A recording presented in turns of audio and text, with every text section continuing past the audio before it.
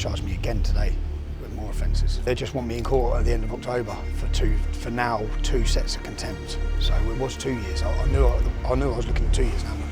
I want to go through the first contempt and show how the judge lied. Just to say, look, this is the system we're up against, yeah?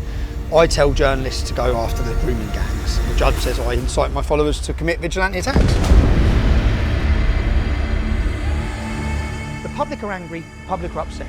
You hiding it, putting it under the carpet, you will build more anger and more resentment. You see, every one of these men are in jail now for these riots. And to the families that will watch this, whose dads have been taken, who are in prison, they'll get upset thinking about it, because they shouldn't be in jail.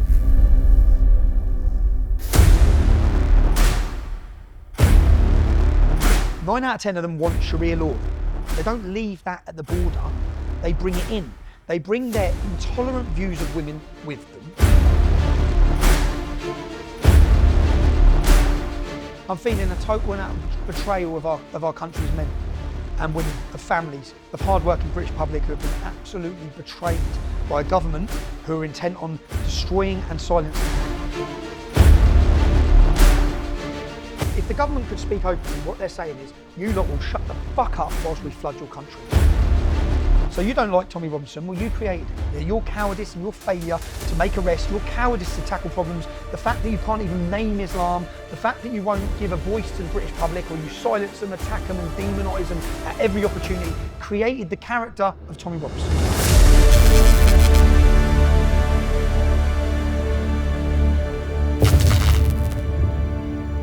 Hello ladies and gents, welcome to The Strongest Argument. I'm joined here today by Mr. Tommy Robinson. Thank you for coming, sir. Thank you for having me. You're from Luton. I'm from Luton Town. Could you tell me a little bit about what life was like growing up when you were a kid in Luton? No matter how bad it was, I still say it was great, because it was a great upbringing. Yeah. I experienced a lot, learned a lot of what I'd say is real life in a real town. Luton, 30 miles north of London. When I was born in 1982, there was one mosque. Now I think there's plus 40. Mm-hmm. So I've seen the change in the town as I've grown up. Yeah. My mum was one of 8. She was an Irish immigrant to Luton. I grew up, I had a blessed upbringing, but full of love. You got brothers and sisters? I got a brother. I had my mum, my real dad I haven't seen since I was a little kid. Yeah. But the man I call dad, his name's Tommy as well, Thomas Lennon. He's actually Scottish. Right. And I always say DNA doesn't make you a father, because he has been a brilliant dad to me and the family. My stepfather's Scottish as well. Is he? Yeah, he's a good dad. Yeah. Yeah, good father. So, and I grew up in lower school, in my junior school. I had a great upbringing. When I went to high school, that's when I first noticed something very different, and that was with the Pakistani community. Two of my best mates at school were Afghanis, twins as well, in high school. Two of the lads I gravitated towards.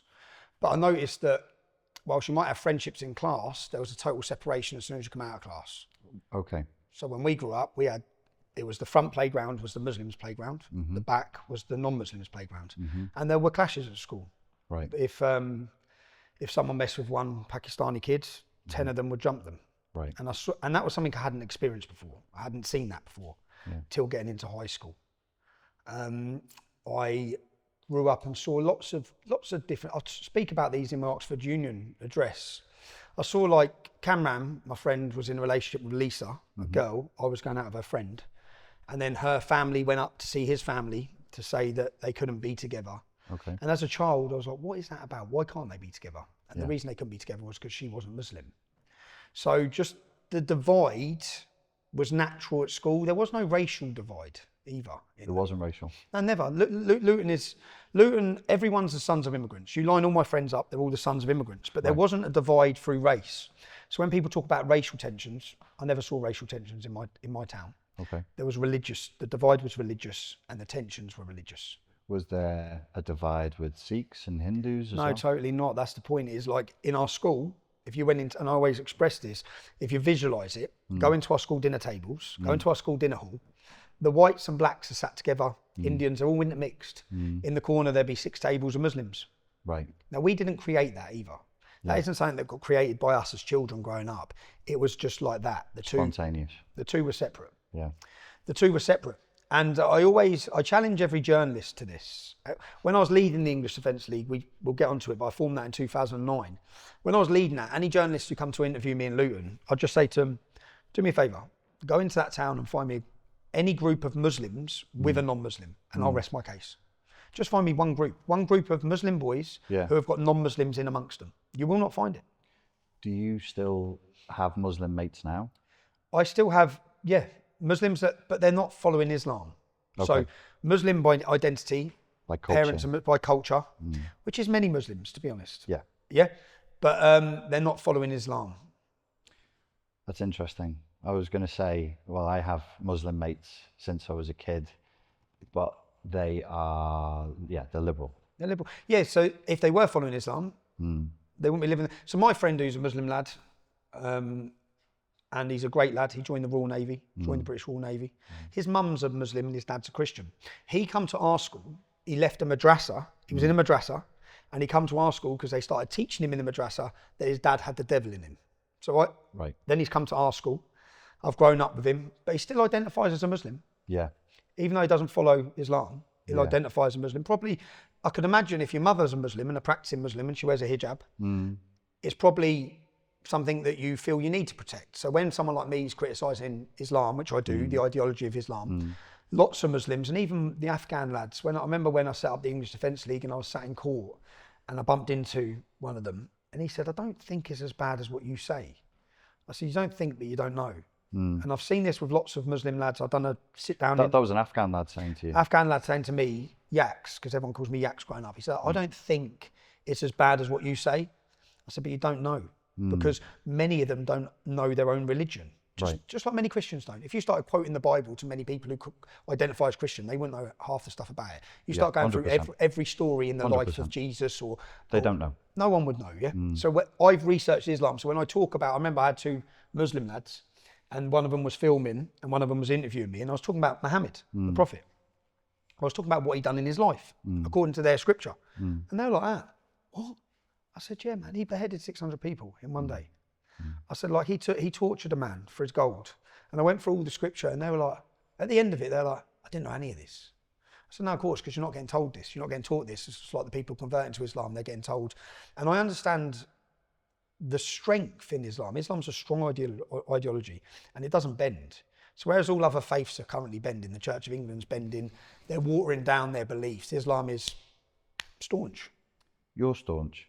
We were going to warm into that over a 20-minute period, and we are straight in. Don't waste a minute. That where you are now is like 8 questions. Is it? What was the name of this show? The Strongest Argument. And I've got the strongest argument, so I thought I'd bring it straight off. I'd hit him with that strong argument. Right, there's your warm up. So well then I'll go to the tougher questions. You've studied Islam. Yep. Do you know when I first studied it? So I got 22 weeks. I was sitting on solitary confinement. Yeah. I was in, to get around the legality. So what they do, I was in Wandsworth, then they moved me to Bedford, they moved me to Woodhill. Why were you in Wandsworth? I went to America, 2009, started the English Defence League. Why did you start the English Defence League? Let's go back to that. Yeah, let's go back to that. So I'd grown up, I'd seen lots of problems. Al-Mujahideen are now a prescribed terrorist organisation, but they never were. Yeah? Right.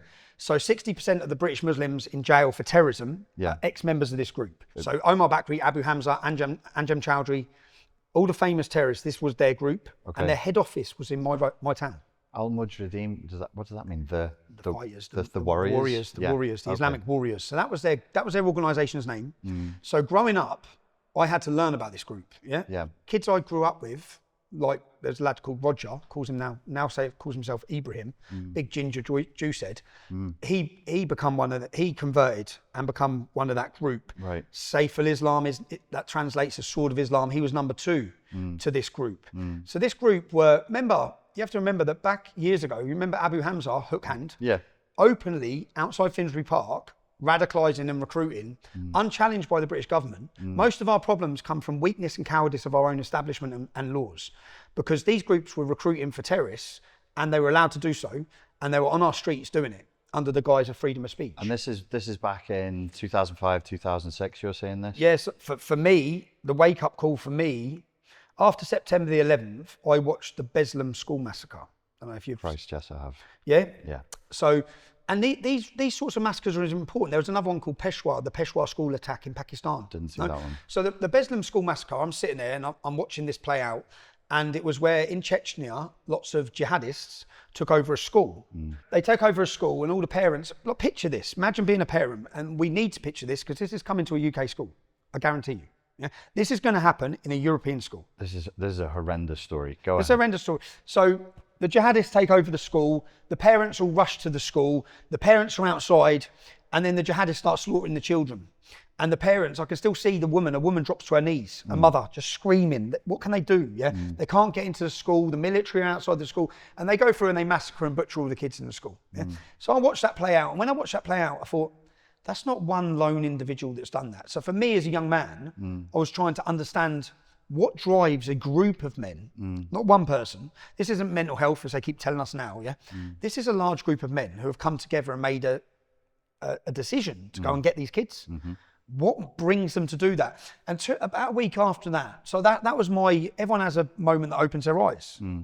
And then you can't close them. So that opened my eyes to starting to look at this group. Yeah, and the reason I looked at this group in Luton was because a week after this, there was an interview in a chicken shop in Luton. Yeah. And Luton Muslims, Saif al-Islam, Sword of Islam is his name. There's a famous video of him punching me through a car window. But he's gone on, he's now in jail for terrorism, I think now as we talk.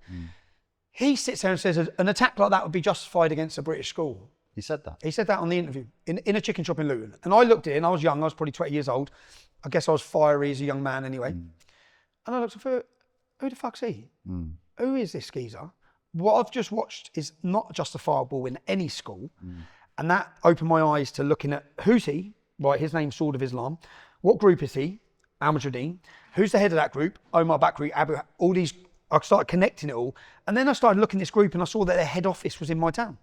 And it was in Biscuit Mill, just an estate in my town was where their head office was. So I thought, this is an international terrorist organisation that are operating their head office in my town. Right. And as a young lad, so that I organised my first ever protest at that point, and I called it Ban the Luton Taliban. And I was 21. What's that, 2004? Yeah. 2004 probably. I was 21 and I went and leafleted the whole town. I made leaflets and they were headlined Ban the Luton Taliban. And I actually went back, when I gave my presentation at Oxford University, I went into the local library and I dug, because they put this leaflet on the front page of our local paper. And in this leaflet, I spoke about these groups. I named them, but I also named the drug gangs that work with them. There's a gang in Luton called the Gambino Gang. And that's 2004. So I made this leaflet in 2004. By 2007, our national newspapers were running stories about this drug gang. But at this point, Tommy, you're 22 years old. Yep. What motivates you to take this action? So I'd left school and bearing in mind I was the same as everyone else. Yeah, I left school. I went and done an apprenticeship as an aeronautical engineer.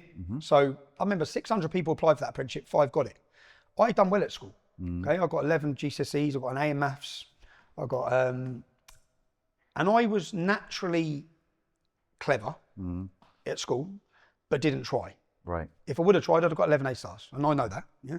But I didn't try. I was a class clown. Had a good crack, but still managed to breeze my GCSEs.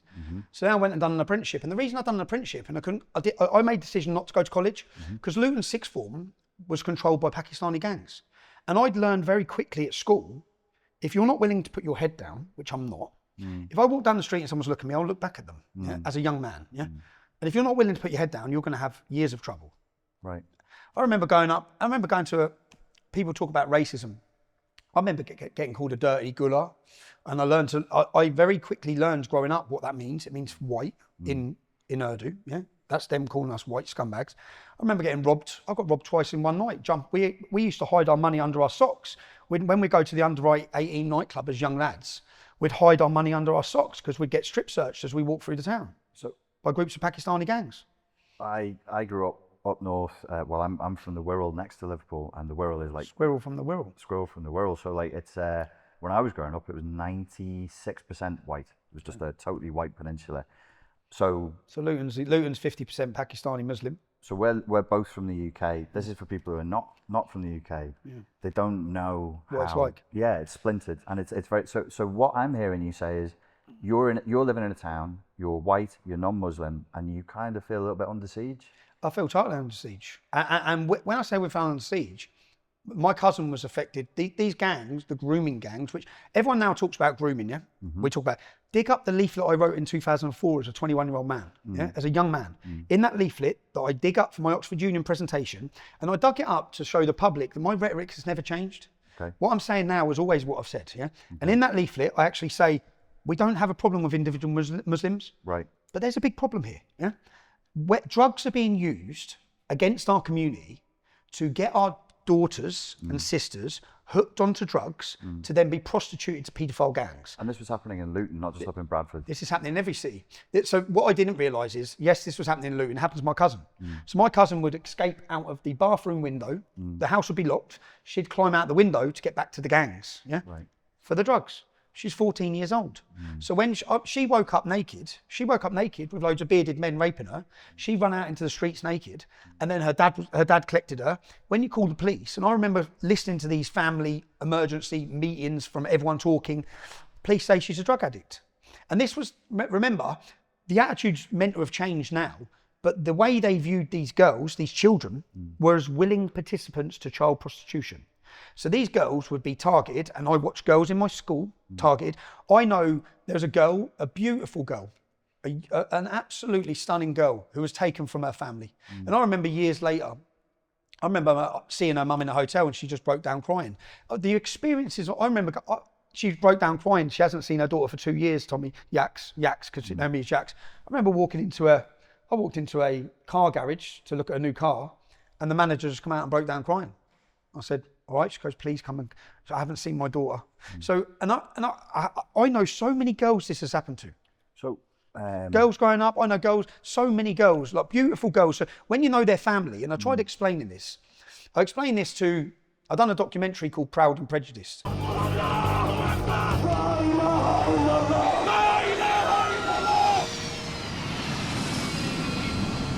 There was a documentary where Channel 4 come and they sent a journalist to be with me for a year.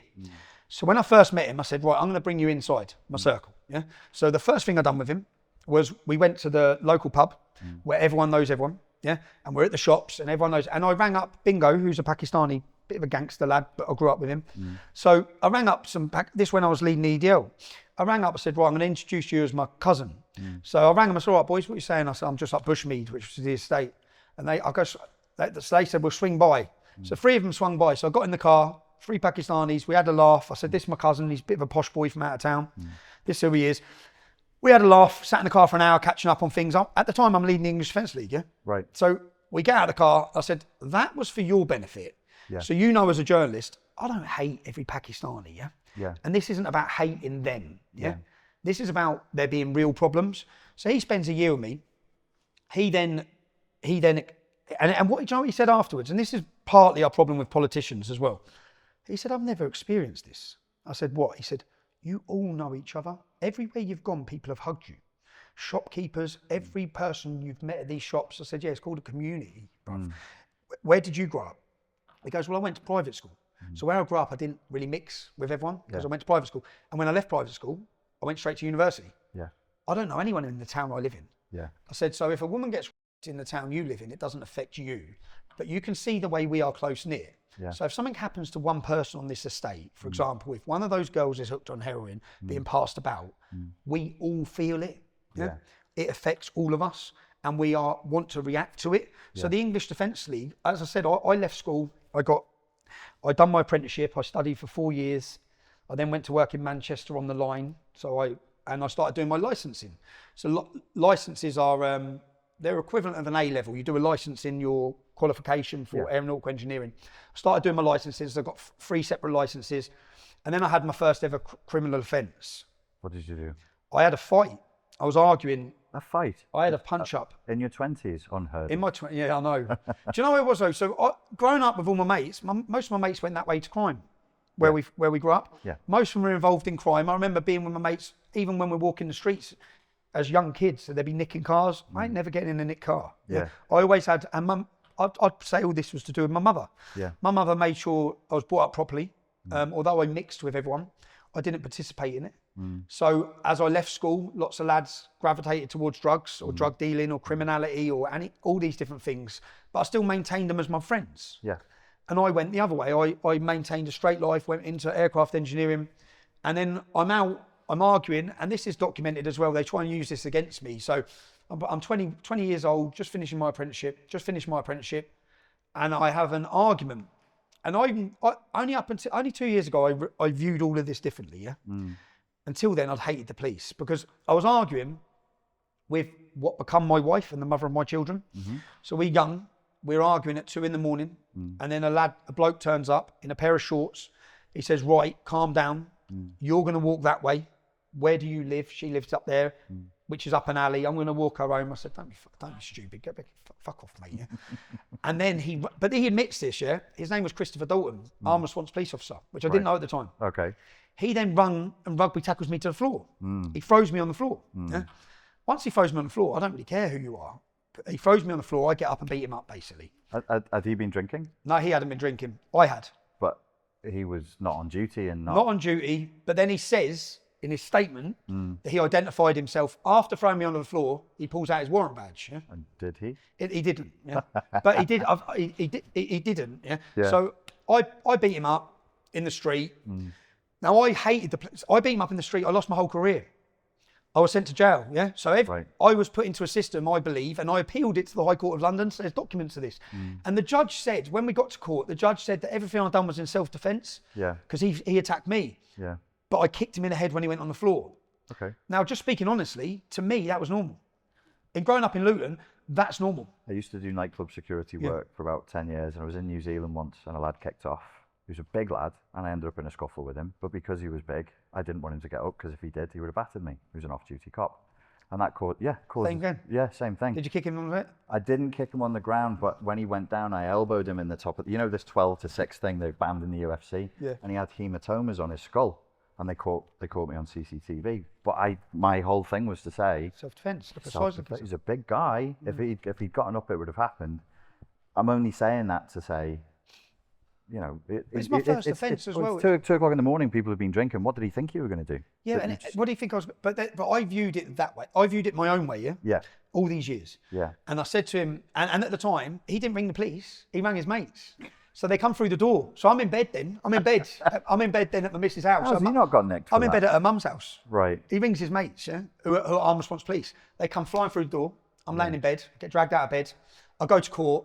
I plead not guilty. The judge finds I had 7 seconds to calm myself when he went on the floor and I volleyed him in the head. Yeah. Now, just growing up in Luton, and I've only realised... We should say, excessive force is bad. You can defend yourself, but you can defend yourself. So we've got that. In hindsight now... Yeah.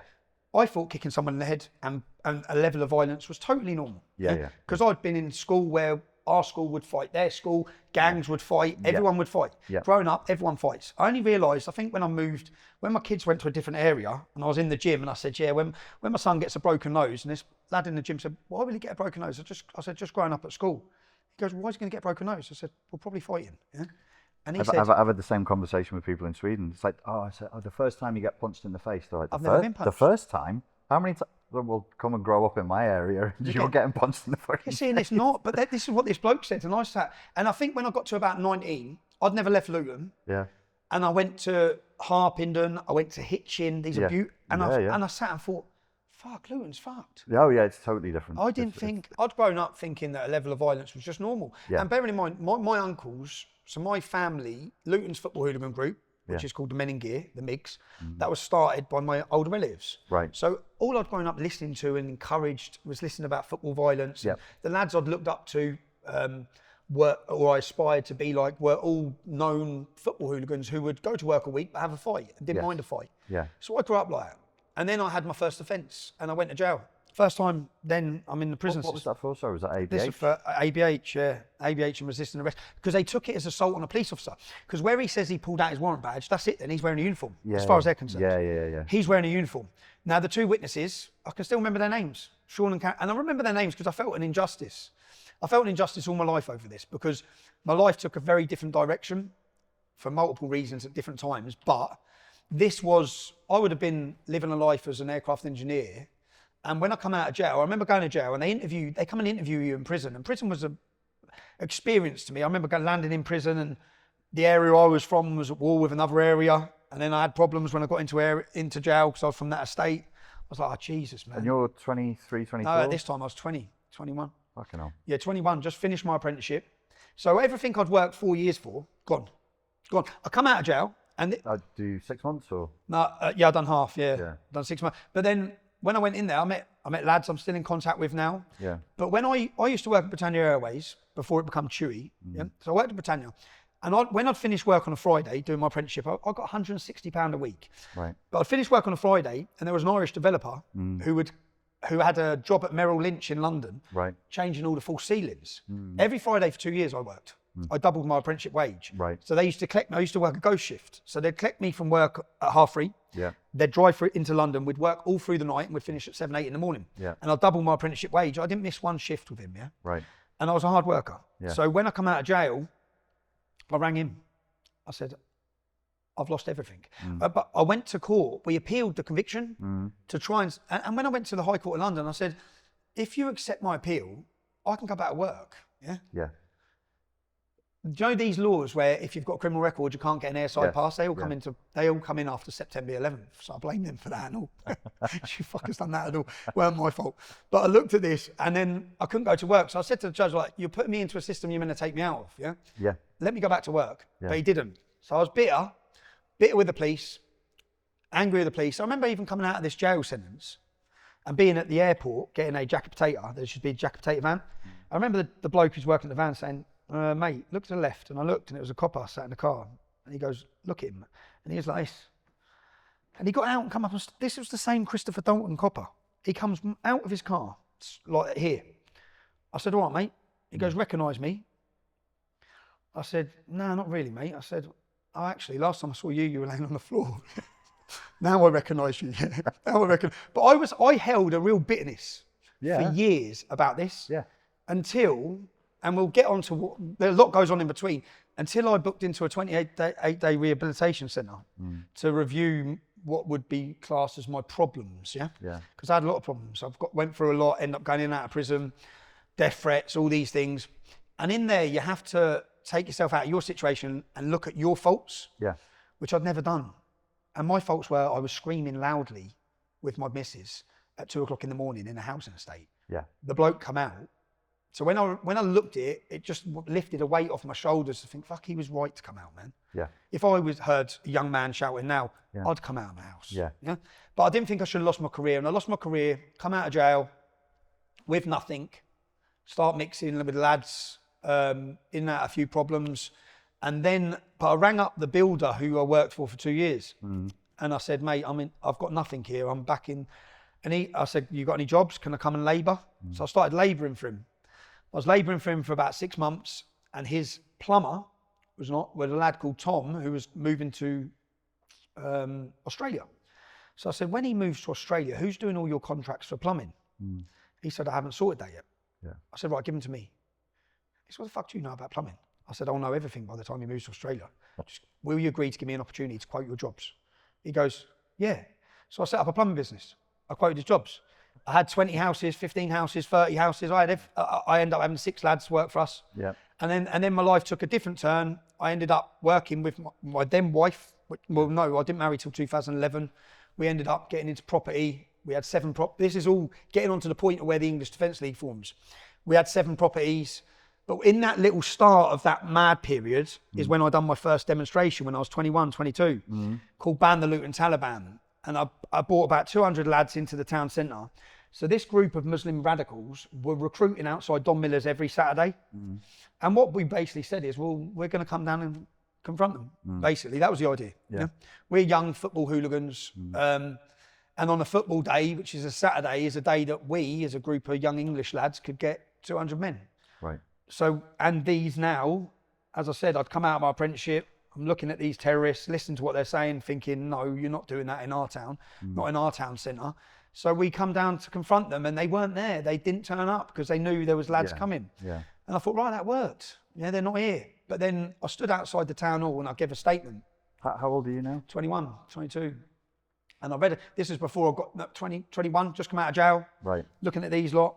And I looked and thought, I gave a statement. And in the statement, stupidly, I named the Pakistani drug gang, the ones that run everything from the Pakistani community. The Gambinos. The Gambinos. So, think of your own name, you mugs, yeah? Do you know what I mean? Come on, you're not Italian. You're not Italian. You're lost. Right? They're pimping kids, they're selling heroin. And the gang I named then in the leaflet, which I used, was named by national newspapers years later as working alongside the terrorist groups. Okay. They fund them. Right. But I named them, read out their names, said, right, called on the police to say two-tier policing. How come you don't police them the way you police us? Whites, and in the leaflet I said, whites and blacks are being religiously targeted and racially targeted in this town. Yeah. Stephen, there was a boy when I was about, called Mark Sharp. He was with his son. His son was my age. He's driving to get a takeaway. He has a bit of road rage with a few Pakistanis. He calls them a wanker out the window. They follow him. They ring for reinforcements. He gets out in front of his son, 11 years old. They snap a knife off in front of his head. So I remember all these stories, yeah? So there was an explosion of violence, which... What was there a consequence to that? Did the police sort them out? They got 3 or 4 years, read about it. And do you know what they said in trial? When these group of 8 of them who attacked him in front of his son, when they went to trial, they said that was it enough aggravation to aggravate a group of young Pakistani men? Yeah, they sort of put it on Mark Sharp. Read it. He's with his son, going to get a takeaway. And they're saying that he aggravated them. Yeah, they aggravated them by calling them wankers. Who cares what he called them? To snap a knife off in his head. To snap a knife off in his head. Do you know what it was? The witness statements, so Mark Sharp was a tough man as well. So as they're beating him up and attacking him, he wouldn't go down. They're hitting him with baseball bats. They're hitting him with poles. He's outside on the shop window. Remember, his son's watching this. Yeah. So I remember lots of stories like this, not one. And I remember my uncles explaining it and my family explaining it, that after the Gulf invasion, which what we didn't realise is after the Gulf invasion, Gulf War II. Gulf War II, after this invasion, a level of extremism, radicalisation and jihad had been put on the streets of our town. Right. Everyone's oblivious to it. Yeah. So whilst everyone's being brought up, these lot are being taught to hate, which we don't realise. Can I just stop you there? There's my background is psychology. So one of the things that I think has happened is there's actual trauma. So there's actual stuff that you've seen that is making you think, shit, you must have felt threatened for yourself, for your loved ones, your family. And then there's this thing of not really being believed. Like people don't generally believe you. And Which I was like when we started the English Defence League, and I'm sitting on TV with Jeremy Paxman, and they watched this interview, and I said, they're raping our daughters in every town and city. They're coming up to school gates and collecting them. Yeah. What did he say? What did Paxman say? Yeah, you expect us to believe? You really expect us to believe? And then I listed, I don't know if it was the first one or the second one, because I went on twice. And I remember, do you know how scared I was going on there? I'm just a kid from Luke. I was working on a building site. 6 months later, I'm leading the biggest protest group in Europe. Yeah. I'm on the streets. At a very young age. At a young age, I've got no political activism. I don't understand politics or media. And I'm just here. And all I've done was, I'm doing what I think's right. Yeah. And I'm highlighting issues around the country that I want people to talk about. Yeah. And then I'm on Jeremy Paxman. And I said to him... He's a monster for people who don't know. He's a monster, man. He's a fucking harsh interviewer. But he come in afterwards. So I said to him, I think in that, I list about all the gangs and he tried to mug it off. I said, let me ask you something. Do you know anyone who's hooked on heroin, sold to them by Pakistani gangs? Do you know anyone who's been killed that you've grown up with by a Pakistani Muslim gang? Do you know any girls that don't see their families anymore because they've been taken away from them by Pakistani Muslim gangs? I said, you don't, do you? You don't know anything. I don't expect you to know, but I expect you to listen. Yeah. And afterwards, he sat there when the cameras went off. He goes, when you said all that to me, he goes, none of us understand that. And he sat and said, I guarantee you, everyone in this room, none of us know the situations you're talking about. I said, no, you don't, but they're happening in every town and city. Why didn't he do that on camera? On camera, no. He come in and commended me. He said, I commend you. The second time I went on. Did he really? He come in and shook my hand and said, I commend you. He's a very, very smart guy. A very smart guy. And the point being that the points we started raising at the start of the English Defence League were points that no one believed. Do you know these girls weren't believed? The girls that went to the police at age 12, 13, 14, well, they were believed, they just didn't want to deal with it. But no one wanted to accept this was happening. Andrew Norfolk is the journalist who is given all the reward for highlighting this issue. He highlighted it in 2014, I think, or 15. I'll rewind a bit. 2004, whatever it is, I do this protest called Ban the Loot and Taliban. From that, Pakistani gangs were on me. Yeah, I'd named them. I'd put them in the paper. I'd mentioned their shops and businesses. Yeah. Said we want them dealt with. If we know what they're doing, you know what they're doing to the police. If we know they're operating drugs from this business and they're grooming these children, these schools and these girls, we know what they're doing. Why aren't you doing anything about it? Why is there a 2-tier policing system when it comes to this lot? That's how we just looked at it as a young man thinking, why aren't you dealing with these lot? Why are terrorists on our streets? Why are they allowed on our streets? Why are they not facing the same consequence that anyone else would face? It's like they were protected. So I want to ask you that particular question, but can I ask you first, do you think in the future of the UK, we can have Islam in the UK and it existing within British culture peacefully? Peacefully, no, unfortunately, no. So even if it wasn't, it's nothing to do with Salafist, Wahhabist. Well, no, yeah, that's a... if it's like... Ahmadiyya? I mean, you must have been to countries where it, like Bosnia or Turkey. Yeah, where they're cool. Yeah, where they're cool. Would you say like a style of Islam could coexist peacefully in the UK? What I'd say is if you look through history, there's 45 countries you can look at historically where Islam has gone as a minority. Yeah. It's never peacefully coexisted ever. Once it gets to a certain percentage and demographic, never. Right. Yeah. And then there's conflict and there's strife and then there's terrorism and there's jihad and there's war and there's slavery and then there's taking over. Look at Lebanon most recently. Lebanon was a Christian country. Yeah. No one wanted to allow the Muslim migrants in. Lebanon being a Christian, Lebanon was the jewel of the Middle East at the time. Yeah, the universities were the best, education was the best, freedom was the best. They let in the Muslim migrants that nowhere else would take. After however many years, they launch a jihad and take over the Christian country. Do you think the rest of the Middle East is looking at Palestine? I was living in Dubai last year. Do you think the rest of the Middle East is looking at Palestine now and saying, we don't want to have happen to us what happened to Lebanon? Because then they're really not helping. Well, Jordan already is a Palestinian state, but they tried to overthrow Jordan as well. Right. So no Islamic countries helping the Palestinians. None of them are taking them in. Look at Egypt. It's got a wall twice the size of what Trump wanted to build. Yeah? They're not taking them in. Saudi Arabia not taking them in. Qatar are not taking them in. Why not? They're all telling us to take them in. Yeah. It's Australia that are taking them in. Yeah. It's Britain. It's the European countries. Now, unfortunately, the facts are the majority of Muslims in Palestine supported the Hamas attacks on October 7th. The majority, when they had an election. Majority of Muslims in Palestine? In Palestine, yeah. In the West Bank, yeah. Supported it. Yeah. The majority. So if we're taking them in, we have to understand who we're taking in. We have to understand their worldview, their mindset. And it's a very young population as well, isn't it? They're very young through birth rate, yeah. Very young, and they're brought up. So I went to, in 2013, I travelled to Israel and I paid young Arabs to take me to a refugee camp. It was a Fatah controlled refugee camp, so a terrorist controlled refugee camp. I risked my life going there, but I went there they didn't know who I was. I went there with my mate from school. We had a big fallout when we were there. So he's a black lad, we grew up together. We went there and then I said, we were going to see the history of Israel, because I talk about this issue, I need to understand it. So I said, right, we need to get to, when you go in Israel, there's big signs saying, do not go past here, which then is the territories where the Jews and Christians are told not to go. Yeah. So I see that sign and think, that's where I want to go. Yeah. That's where we need Tell me why. Yeah, that's where we need to go, because that's where we need to find. And I said to my mate, look, bruv, so we met these young lads. I said, I'll give you 250 quid, get me in there. Yeah? So get me in the car and get me into that and let me spend the day there with you. Show me around what it's like. So he's a 4th generation refugee, Muslim refugee from this refugee camp. And do you know what? I related with him more than anyone I've met. He was a lovely lad, yeah? He was just like me. So where I've grown up, I connected with him. I spent time with a lot of Jews there.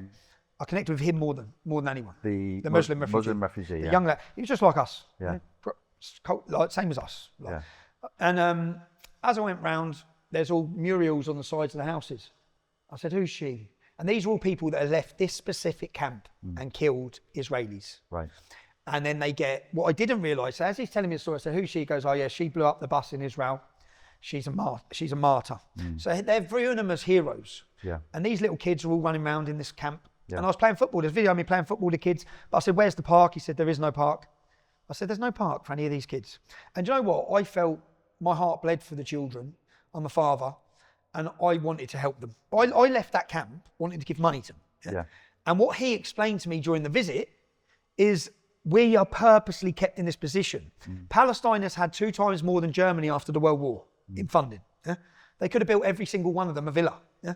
They haven't. Say that again. They got, so Palestine has received in funding double the amount Germany got after the World War. Yeah. So after World War II, Germany was given money to rebuild. And they've been given double that. Double that. This is what he's telling me. We've had double that. He said, I am a 4th generation refugee. My children will be 5th, theirs will be 6th, theirs will be 7th. We are never getting out of here because it benefits us to be here to them. And he kept talking about the Palestinian Authority, not the Jews or Israel. So bearing in mind, I've gone there to ask lots of questions like this.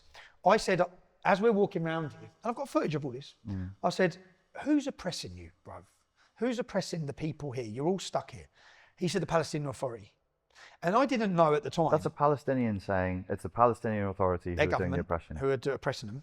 And what I didn't realise is that the Palestinian Authority pay anyone from these camps that goes and kills an Israeli or stabs an Israeli, they get money for the rest of their life. Yeah. So as a father, and I said it to my mate, I said, so if you want your children to get out of this situation, you're a mercenary. It's not even that. I thought everything was religious. Yeah, I used to look at it all through a religious lens. It's jihad. Then I looked at it like, oh, half these men might not even give a fuck about religion. Yeah. But to get their family out of this, yeah, they'll go to jail, which ain't that bad. They'll go to jail, and their family will then have money for the rest of their life to move. Right. That's how they escape. It's an economic decision. It's an economic decision. It's not a religious decision. Not all the time. And I never knew that. And then I looked at the Palestinian Authority, which I didn't know much about.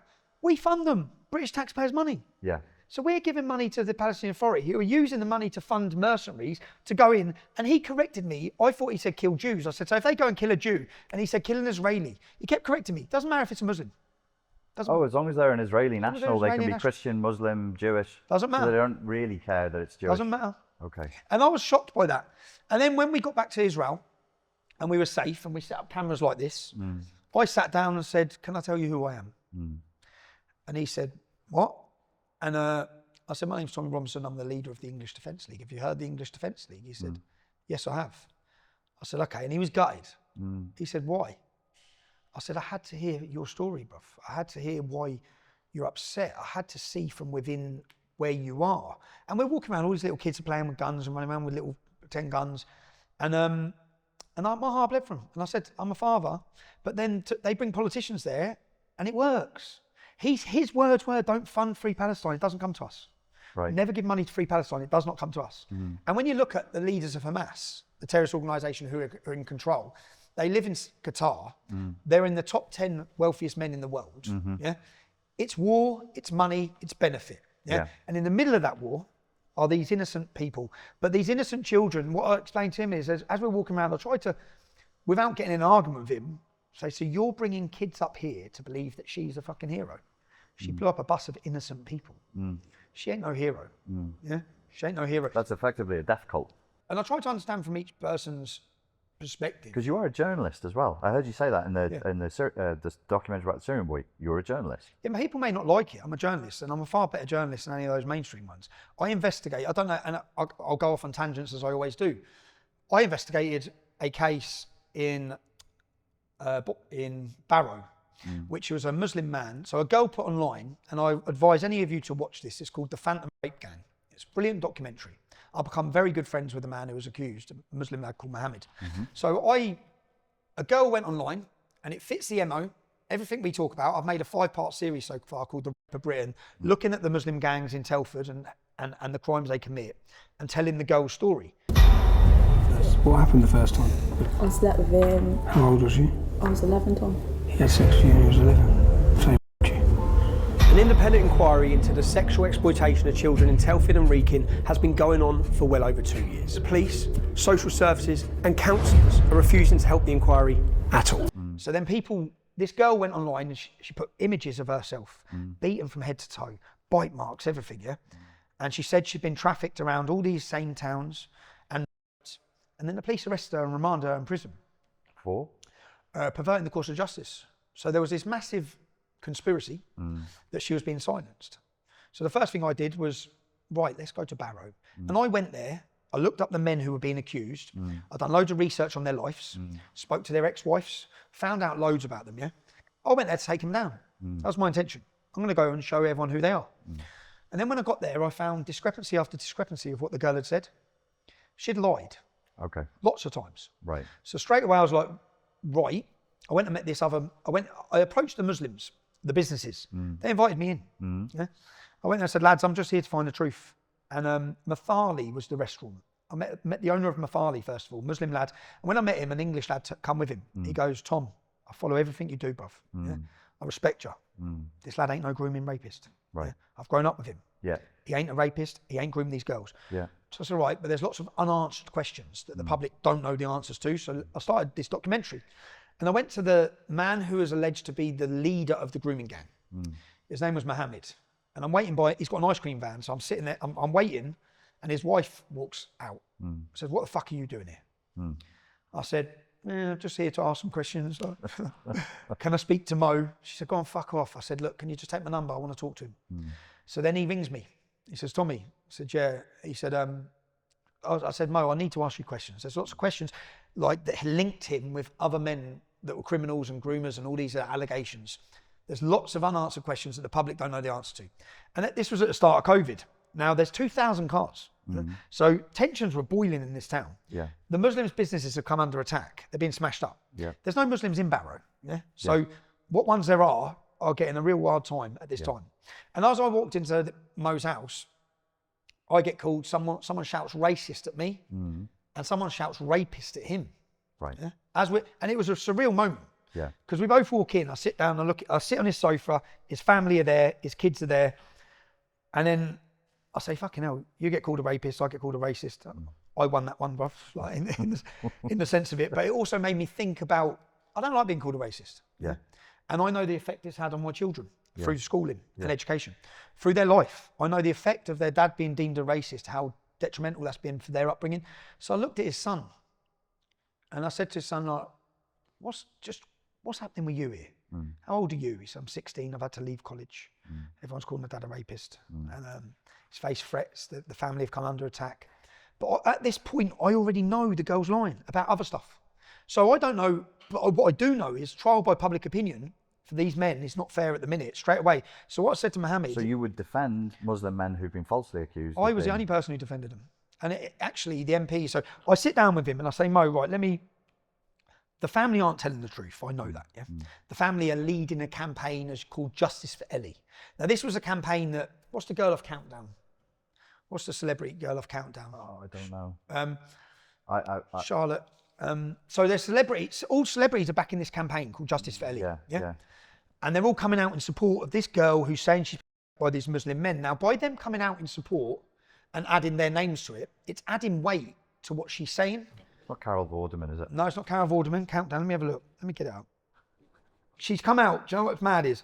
She's come out slamming me lots, yeah? Countdown. She's come out slamming me. Rachel Riley. Right. So Rachel Riley has previously condemned me lots of times, yeah? And here she is putting her name behind this campaign. So I've gone up to the town. I've then found out she's lied previously against men of allegations. I found a boy at school and I've knocked at the boy's school mum, and I wear a hidden camera everywhere. I knocked at the boy's mum's and she just started crying. She said, please, Tommy, don't do this. Yeah. I said, look, I won't do it. What do you mean name him? I said, I'm not going to name him. I'm doing an investigation. Tell me what happened with your son. She said she accused him of at school. He didn't have her. He hasn't even been with her. So I said, right, she's lied there. Then as I come out of Mathali, the Muslim restaurant, a lad pulls up and says, Tommy, you here investigating the thing? I said, yeah. He goes, yeah, I used to work with her, Ellie. I said, what was she like? He said, yeah, she was all right. She was nice. But she told everyone I was fucking her. Yeah? And I said, have you? He said, no. So, right, she's lied there. She's lied there. So straight away then, her track record already, she's a liar. Yeah?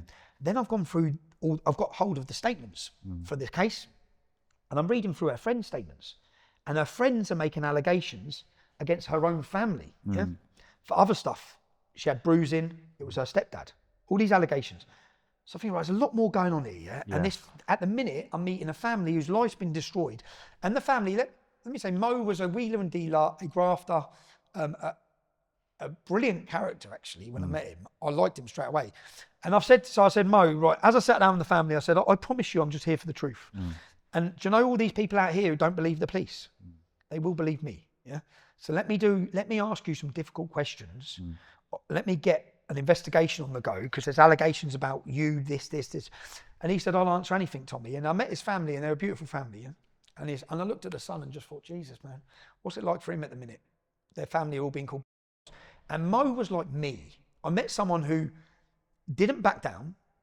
When these protests are going on, calling him a groomer, yeah, he's out in his ice cream van putting his fucking lights on, yeah, driving past them, way, like this. But then when I got past the bravado, Yeah. it's hurting him. Yeah, of course. It's hurting the whole family. Yeah. But he puts on the strong man. I do that. Yeah, I walk around like that. Yeah. Yeah. But behind closed doors, what's it doing? So Literally torturing. torturing him and torturing his family. I said, Mo, let me just find out what's going on. So I say, I have an investigator trying to find the girl's stepdad. There's lots going on with the girl's stepdad and family. The mother's a counsellor, a Labour counsellor, Right. and the grandmother's in charge of social services. There's there's loads of questions going on everywhere. Yeah. So the private investigator says, I'm in Mo's house. And he says, right, I've got the stepdad, he's at KFC. So I said, right, Mo, I've got to go question the stepdad. Yeah. So, can I come back? He said, yeah, come back. Right. He don't trust me, I don't really trust him at the time. He's up to no good when I'm looking at his life, I think. Yeah. But that doesn't mean he's grooming children. Yeah. Yeah. There's all these different things. He's a jack. He's a bit of a dodgy He's a jack the lad. businessman. Yeah. He's a jack the lad. Yeah. He's up shutting companies. Who cares? Yeah. Yeah. In hindsight. So I go and find the stepdad. Now the family think I'm there to help them. In fact, everyone thinks I'm there to help Ellie Williams because my name straight away. I travel there. The newspaper's saying I'm there to inflame tensions. Yes. I'm just there to investigate. If the truth doesn't fit my narrative, it would have been easy for me to go there and say Muslim rapists, Muslim businesses, another case. Yeah. It would have been easy. But straight away, the alarm bells were there. So I didn't do that at all. So you're an investigative journalist and your primary concern is the truth, whatever the truth is. Whatever the truth is. So I go, when I see the stepdad, he says, all right, Tommy, I said, when are you going to tell the truth? And I got all the footage of this. He's like, what? I said, when are you going to tell the truth? When are you going to tell the public the truth? There's 2,000 cars here off the back of what your daughter said. You know, and I now know your daughter's a liar. Yeah. So if she's lied about previous cases, just because this one suits, these men cannot be being tried off your daughter's allegation at least, yeah? Yeah. And I can't find anyone else who backs up her story. Yeah. So I sort of stick it on the stepdad. As I'm doing this, a lad comes up and says, you racist cunt, yeah? And I'm like, oh, for fuck's sake. I said, mate, go away, yeah? And then I said, look, and he carries on. I said, what are you going to do? What are you here to do? You know, you're a racist piece of shit. Good one. Yeah. Well done. Is that it? Have you come to do anything? What are you going to do? What are you going to do? Fucking little... Fucking little prick. He spits in my face. So I punch him, put him on his arse. Get your fucking arse up before I fucking do you. Yeah? You've made... Yeah, well done. Well done. Go on, babe. What, you're going to do anything else? Spit at me again. Spit at me again. Don't fucking spit at people, you little tramp. Fucking tramp. Spreading hate crime and it's not right. Spreading hate crime? You just come up and spat in my face. Don't talk to me about hate. After you started having a go about Muslims. No, you had a go. You called me a racist. Yeah. I said who am I racist against? You just learned a lesson in life. Don't fuck your mouth off when you can't handle it. As I put him on his arse, then I think, fucking hell, man. And I get in the car and I drive back to Mo's with my mate, yeah? I drive back to Mo's and the footage of the documentary is hilarious. I drive back to Mo's, I go up to Mo's, my mate's waiting outside. I sit down with the family and say, yeah, I've just punched someone up in the car park down the road. And they're like, what? And then blue lights will go outside. And the blue lights are outside and my mate rings me and says, mate, I'm surrounded by the police in the car, they're going to smash the car window. And I start laughing. And my cameraman's like, what? It was his first week, the cameraman's first week. He's standing there and he's like, what do I do with the footage? I said, give me the footage. So I take the card out and I put the card somewhere where the police won't get it. Self-defence. Well, it's ridiculous. They're welcome to Barrow. Yeah. Welcome to Barrow. You're getting called a nonce as I walk out. Yeah, I know. Did you get that? Some girl just pulled up as I walked in, screamed racist at me. Yeah. And Mo is sitting there, we've just met, and he's like, Tommy, do you want me to get you in the boot out the back? Yeah. Mo's offering to escape me from the police. My head's going, then they're going to raid the house. Getting nicked. We'll take you out the back. We'll smuggle you out the back. We'll smuggle you out the back, Tony. I've got a spare room. I told you stayed here tonight, didn't I? I told you. And then I'm laughing, looking out the window. It's all on the documentary. And the blue lights are everywhere. And Mo sat there, I said, I'm just going to have to hand myself in. I said, Mo, we need to continue these conversations, yeah? But I said, like, I'm finding out lots of stuff. So then I get arrested. And when I'm arrested, I'm sitting there And I'm thinking, it's all right, everything's all right. And my cameraman's first week. And Mo takes the camera. As all this is going on, Mo grabs the camera and puts the camera on the cameraman. Because he's like that. And I say to him, have you ever been arrested? He says, no, never. You're about to be arrested. It's fucking world shattering. We're laughing our heads off at the same time. I'm then arrested, get taken down to custody. And I'm thinking, it don't matter. I've given him a couple of slaps. He spat in my face. I've got the footage of him spitting in my face. It doesn't matter. I speak to my kid's mum. I ring home and she's crying. I'm like, what are you crying for? She's like, you're getting remanded. So what do you mean I'm getting remanded? I give him a slap. He said he's got a broken leg. I went, what? And he's broke his leg. So in the furor of this, he's broke his leg anyway. Oh, shit. So she said, you're on a GBH Section 18 hate crime. I said, hate crime? He's white, was he? Or? Yeah, he said I called him non-binary before I hit him. He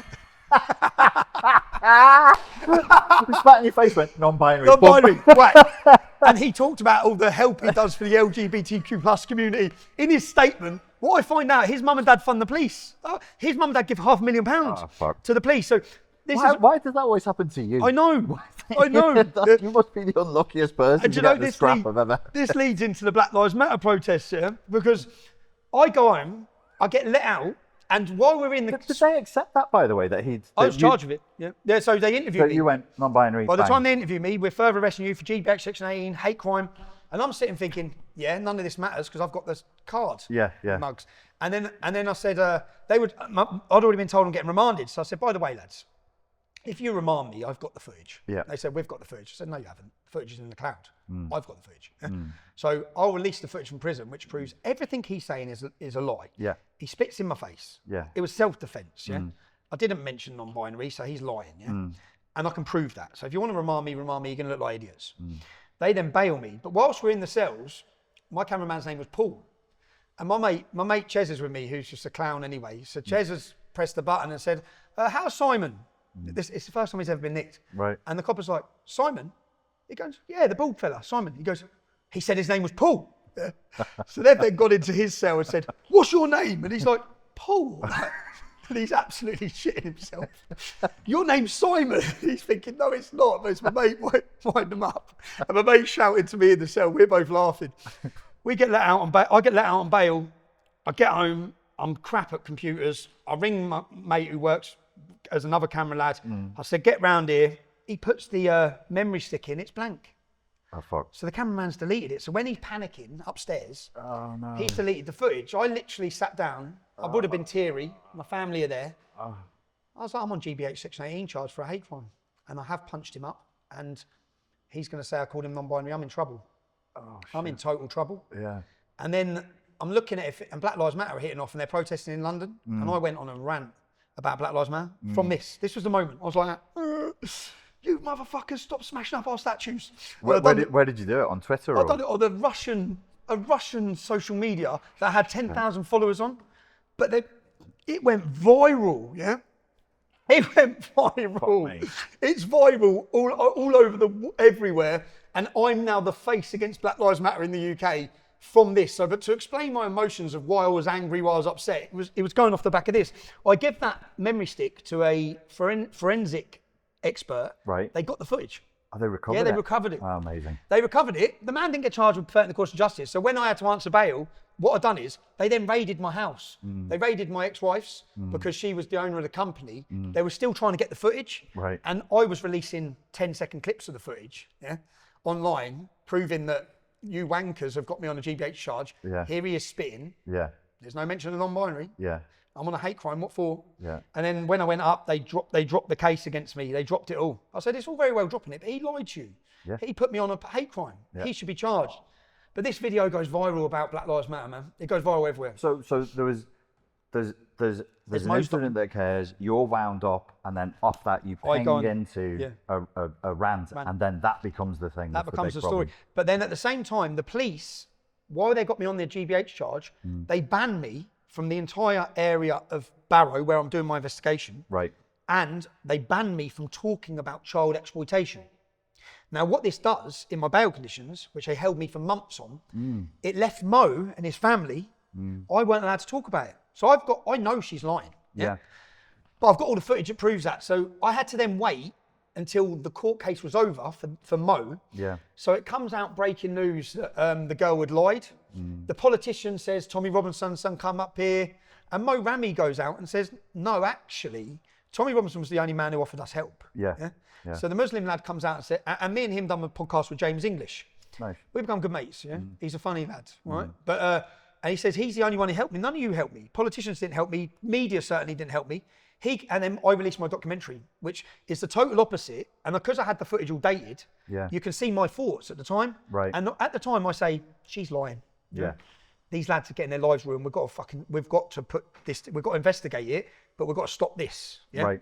So my intentions in my film show that my journalist, if I do an investigation, it goes against what I think. It's the truth. I'm here to find the truth. The truth's the truth. And then the Black Lives Matter thing. I remember my son, he was probably 10 at the time, yeah? And he come down the stairs and he said, Dad. I said, yeah. He goes, OFB had put a price on you. I said, who the fuck are OFB? Yeah. Original Farm Boys. They're the biggest gang out of London. I went, oh, fuck's sake. Because he's watching all that little rap music at that age. Yeah. They've come out, put a hit on me. Everyone's got me as the face. And I'm thinking, oh man, I've gone from the Islam thing to now Black Lives Matter. You're just pissing everybody off now. Yeah, I'm working my way round. But it was a bad moment. My car got blown up. We had to leave the country. Yeah. My kids had to leave the country at that time. It got spray painted BLM on it, petrol bombed. Because I'd always kept my circle is the black circles. Yeah. I'm in the black circles in Luton. I move in those circles, all my mates. So everyone knows where I am. Yeah. I keep it secret from the Islamic lot, or where my family were. So we had to move again. But that was... So I noticed, because I met you first with Professor Ed Dutton, you have part of your security is black as well, right? Yeah, yeah. And these are lads you grew up with, presumably? Yeah, mates, yeah. So when I had the English Defence League, so we set up the English Defence League and chaos was going on.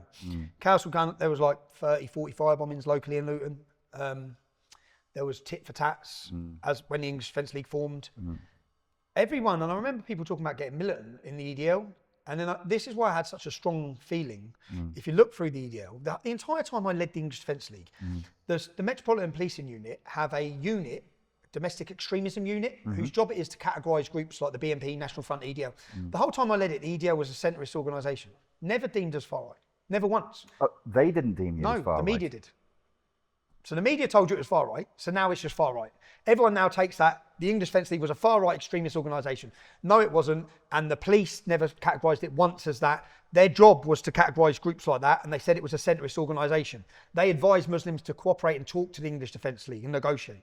Do you consider yourself, do you have right-wing, left-wing, centrist views? No, I think everyone who's normal has some left-wing views, some right-wing views. Yep. So my family would have always been Labour voters. Right. I'm not a Tory. Yeah, that's what I wanted to ask you. They just tell us. They just say you're far right, and then that's it. So you're from Luton. It's a working class background, and I was like, so are your family Tories then? Because that wouldn't make sense to me at all. No, Labour. It's the same where I'm from. It's always. Yeah, Liverpool, Labour. Yeah. It's all Labour. Everyone's anti-Tory. So okay, in this day and age, what does it mean to what does it mean to be far right? What does that label even mean now? It means you're white and British at the minute. That's what it means now. That's the biggest crime. That's what it means now. You've got an opinion about immigration. You've got an opinion whilst white. Whilst white and British. Now you're far right, you're a racist. And people sit... That means I'm far right. I have an opinion and I'm white. You're sitting next to me, you're definitely far right.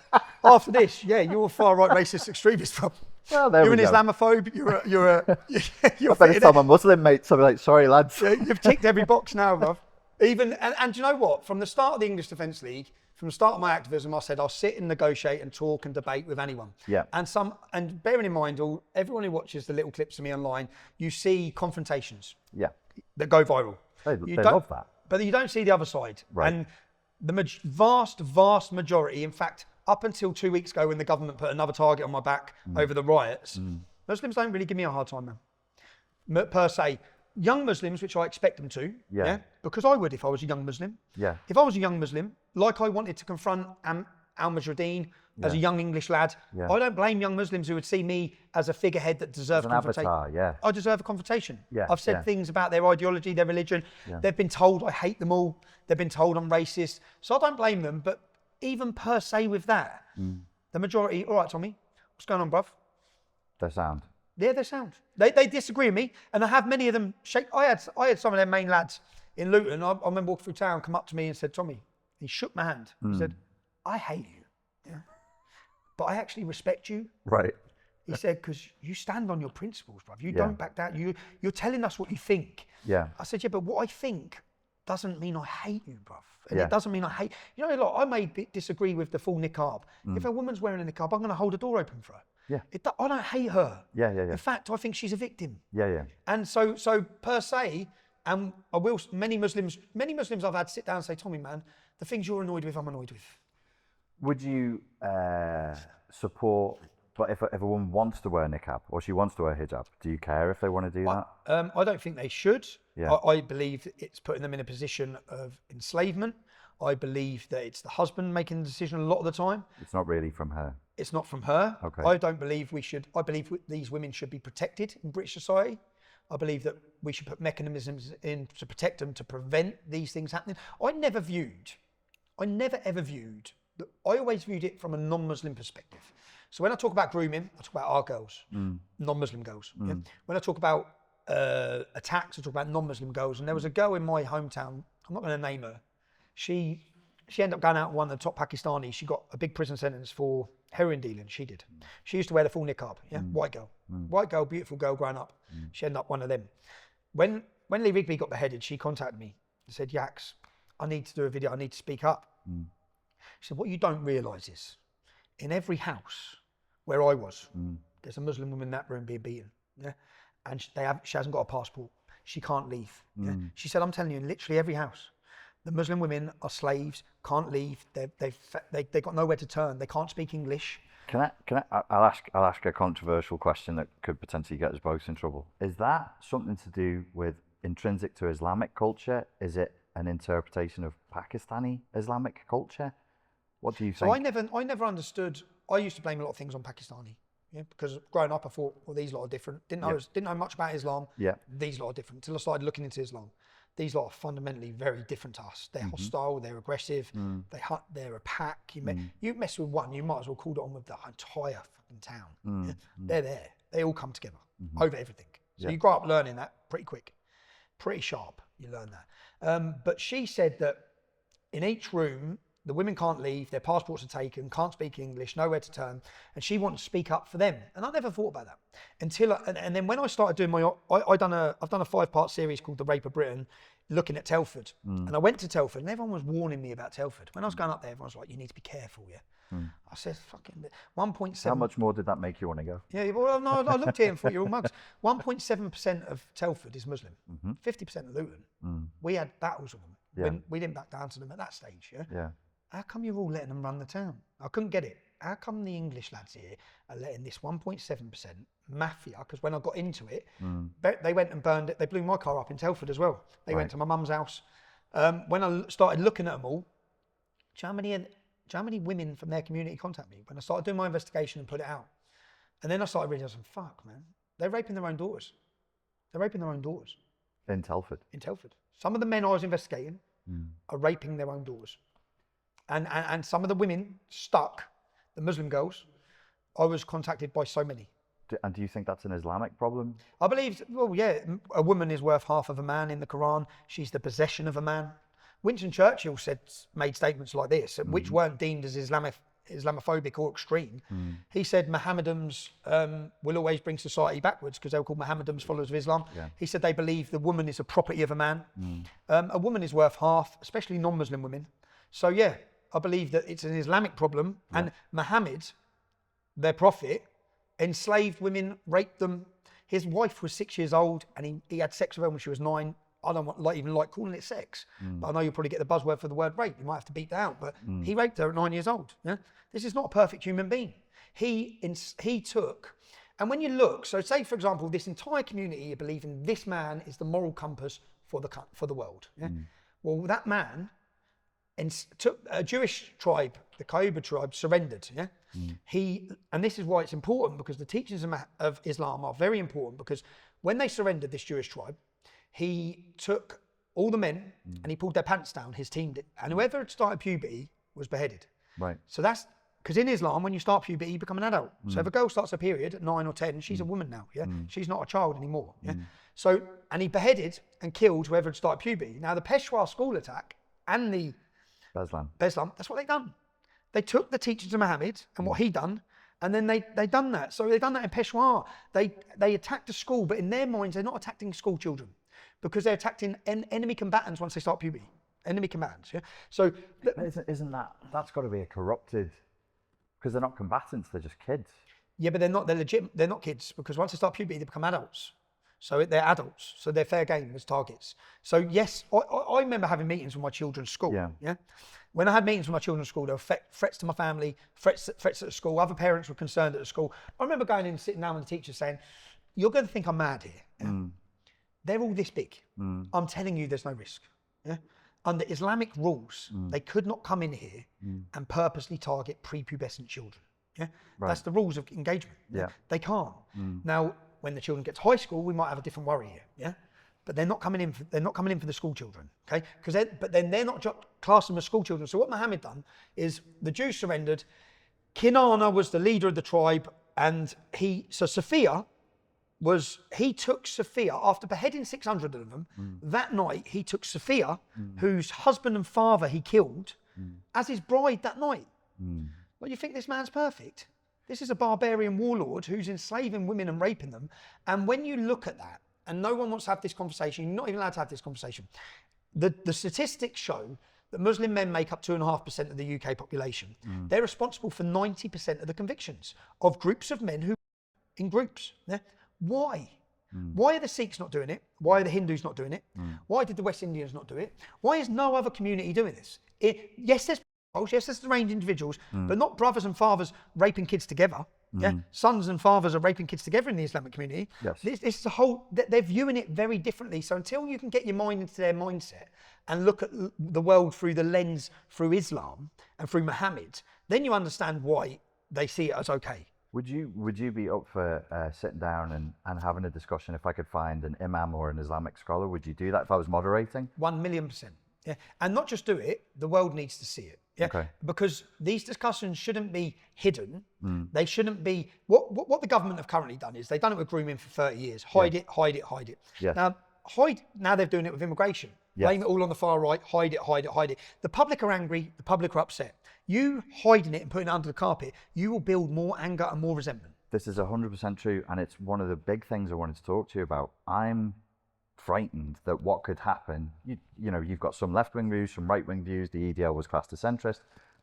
Aren't you worried we could swing all the way right? And then people could take your words and say, we've got to get the Muslims out. People we know could have ended up on buses and in internment camps. So I'm worried because I believe, and I said when I left I made my own decision to leave the English Defence League in 2015. And I made that decision because we had marched up and down the country highlighting issues that no one would talk about. As I said about Andrew Norfolk, he took all the awards, but Andrew Norfolk's words were, he knew about the grooming, he knew about it, yeah? But because it was Pakistani Muslim men and all the victims were white, he was too worried to talk about it. But then he saw the emergence of the far right, which is the fathers and brothers, English men. Yeah? They want to call it all far right. The English Defence League had a Jewish division, a Sikh division, a Hindu division. We had Sikh leadership, many blacks. We were open for everyone. We actually had Muslims in the English Defence League, yeah? But we wanted to highlight these problems. So his words were, he was forced and he wanted to take the narrative back from the far right. So I'm very happy. You can call us far right. In fact, tattoo it on my forehead if you want. We forced Andrew Norfolk into reporting on this. We forced the government to deal with this. There was no such word as grooming until the English Defence League formed. If you draw a graph of the arrest rates for Muslims for these rapes, in 2009, there's a straight graph, 2006, 7, 8, 9. We formed in 2009. By 2010, 11, the arrests are going through the roof. Thousands of young English men were on the streets of every town and city screaming. We had black banners saying our daughters are not halal meat. All the cities, I done this for a speech I gave in Russia. It's like, it could be reframed as a social justice movement. It was it was highlighting issues that no one talked about. Two-tier policing, go back and get my interviews from 2009, 10, 11, 12, 13, 14.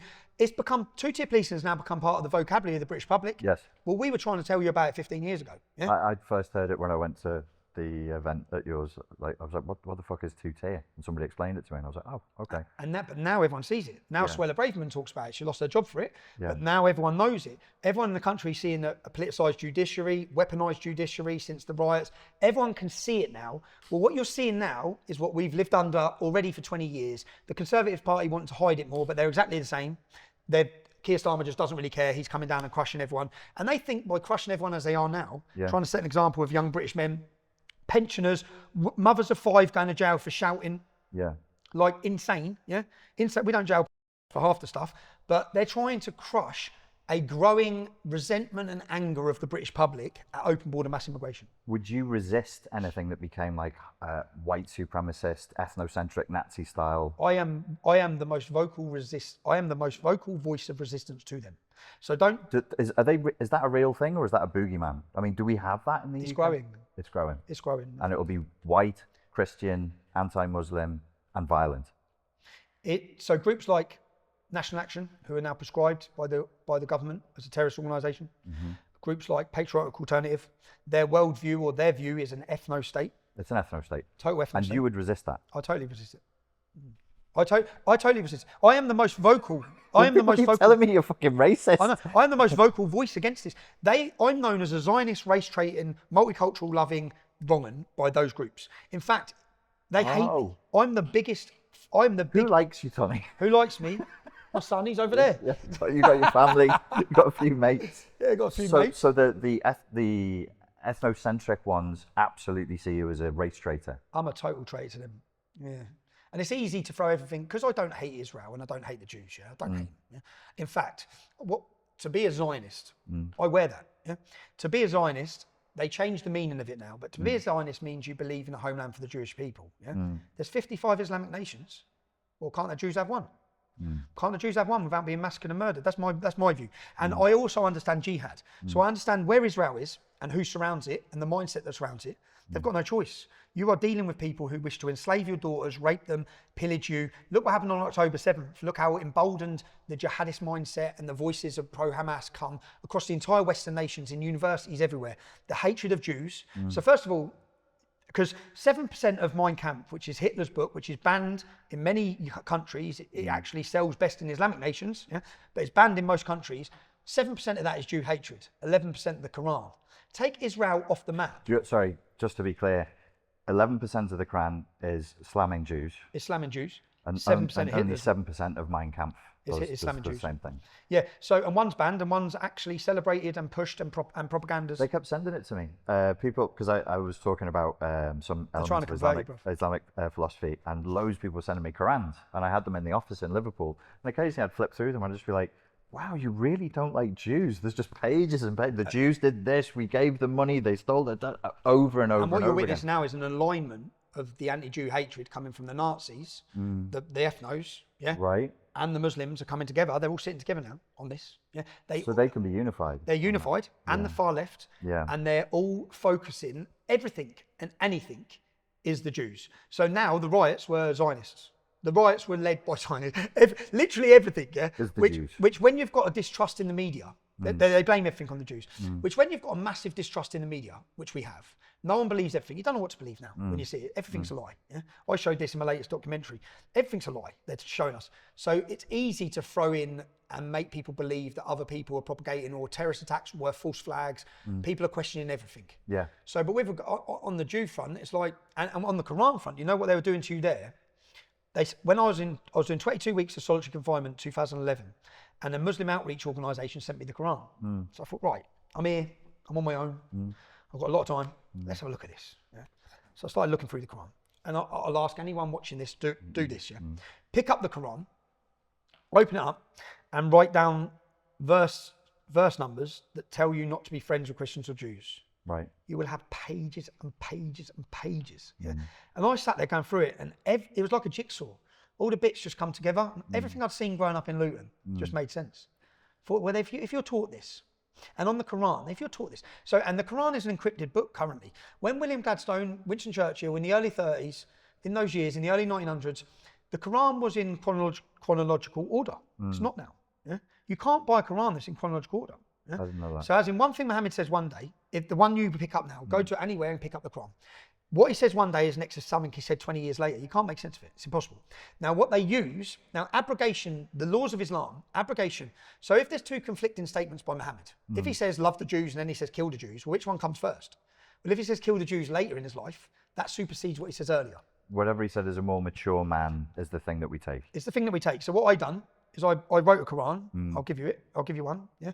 It's called Muhammad's Quran, Why Muslims Kill for Islam. Yeah.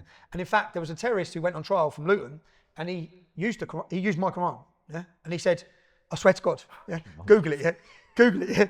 What he says is, he said, Tommy Robinson gets it. That's what the jihadist said. Tommy Robinson gets it. Yeah. This is why we're doing it. Right? So what we done is we took and we gave an introduction in that Quran that takes every wartime leader, previous world leader, religious leader throughout history. There's never been talk about an interpretation of Islam. Islam's always been spoken about as a warlike religion and warlike mindset. Muhammad has always been referenced as a warrior, yeah, not a prophet or a peaceful, loving man. You know the term Islam is a religion of peace? It's never said. Try and find it in history. No, etymologically, I've asked Arabic speakers about this. The predominant meaning of Islam is submission. Submit. There is an element of the word salam, but it's secondary, which does mean peace, but it's peace through submission. Yeah, only peace after. But there's no submission first, peace later. Yeah, you submit and give in, or we'll chop your head off, and then we'll have some peace. But literally, Islam is a religion of peace was never said until George W. Bush said it. And then it's literally like English Defence League is far right. They keep saying it, it becomes far right. Yeah. Islam, it's literally gaslighting us. Someone quotes the Quran and beheads someone and they tell us it's religion of peace. Now, I took the Quran and we went through Islamic historians and Islamic scholars and we put the Quran in the chronological order that they say it's in, yeah? And when you put it in chronological order, what we done in the book, to make it easy for you, is every verse that talks about violence, war, rape, any of them, because there's 4 verses in there that tell them they can rape non-Muslim women, yeah? They can take them. I didn't know that. One of the verses actually says you're blameless. You're blameless, yeah? So, and that's what's used to, that's what I say we have to look and have an investigation into, is this the reason that we have grooming gangs? Is this the reason the men view it? Is it cultural or is it religious? I'm not answering that question, I'm saying we need to ask it, yeah? But when you put it in chronological order, so we used every war or every violent verse and put them in bold writing. So literally when you open the book, you see all the bold writing, it's in your face, the war. And then when you get through, we put it in the right order. So what Muhammad says later, and then every peaceful verse in the Quran has got a little line through it. And then afterwards it says which verse, this is what we've done, which verse, according to an Islamic scholar, not me, some of the most renowned Islamic scholars in the world, Ibn Ishaq, these scholars which are the most recognized in the Islamic world, it has the verse number which supersedes it. So when you read a peaceful verse, then you flick over and you read the other verse which supersedes it. Yeah? Right. So it's making it because we need to understand Islam. Yeah. And none of our politicians do. Gavin Suker was my local Labour MP.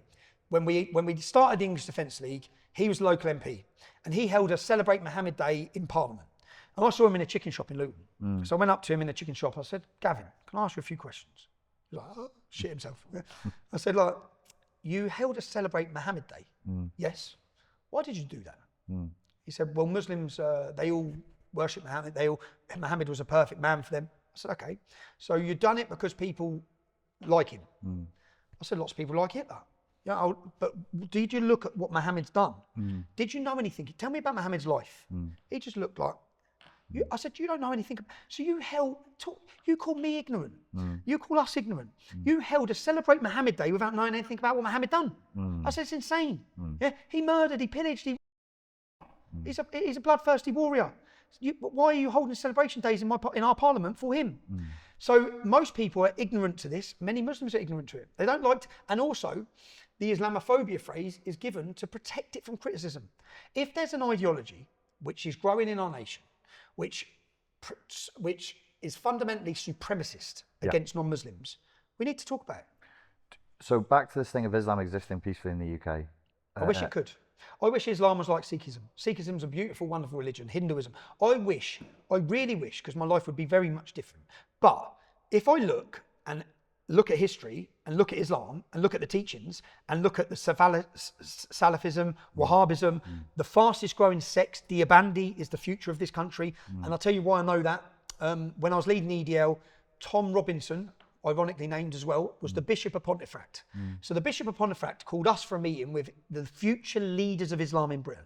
They were Deobandi scholars. Yeah, Deobandi is a very conservative, real, strong Islam.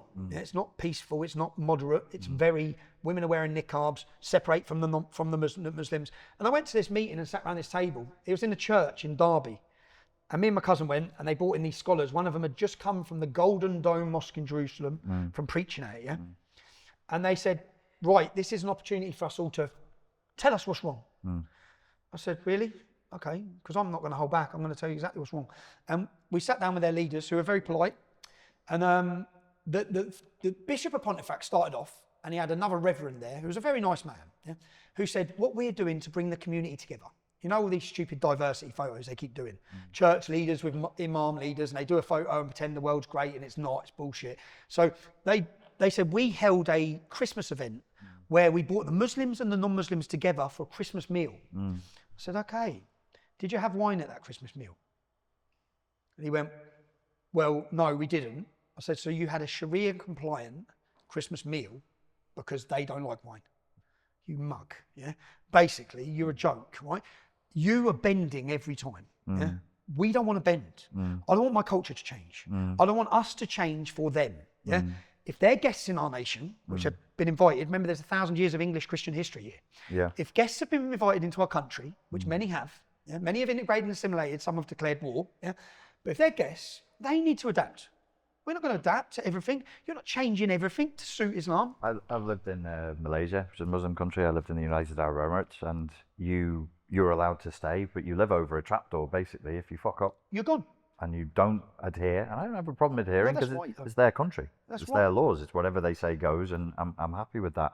If you were made the benevolent dictator of the UK, what would you do with Muslims? Or what would you do with Islam? Would you ban it? Would you? No, so when people say this, because you see, I've never called for the deportation of all Muslims in the UK. Never, ever have I said that. Because that would mean deporting some people I love. Yeah. Yeah. So I don't want that, okay? But what I want an end to, well, I've always said I want an end to Islamic immigration. I currently believe with the demographical changes in this nation, we need to stop immigration right now. Stop it, yeah? But with Islam... Islamic or all immigration? I think we need to have a points-based system, but totally stop Islamic. Okay. We don't, because you're mixing oil and water. It doesn't work. Okay. Bringing more people in from the Middle East, Afghanistan, 90% of the public in Afghanistan want Sharia law. So every Afghani migrant that's coming into our country, if 10 of them are coming in, and there's more than 10 every day, hundreds of them are coming in every day, yeah? They're the ones we know about, probably thousands. 9 out of 10 of them want Sharia law. They don't leave that at the border. Yeah. They bring it in. They bring their intolerant views of women with them. Yeah.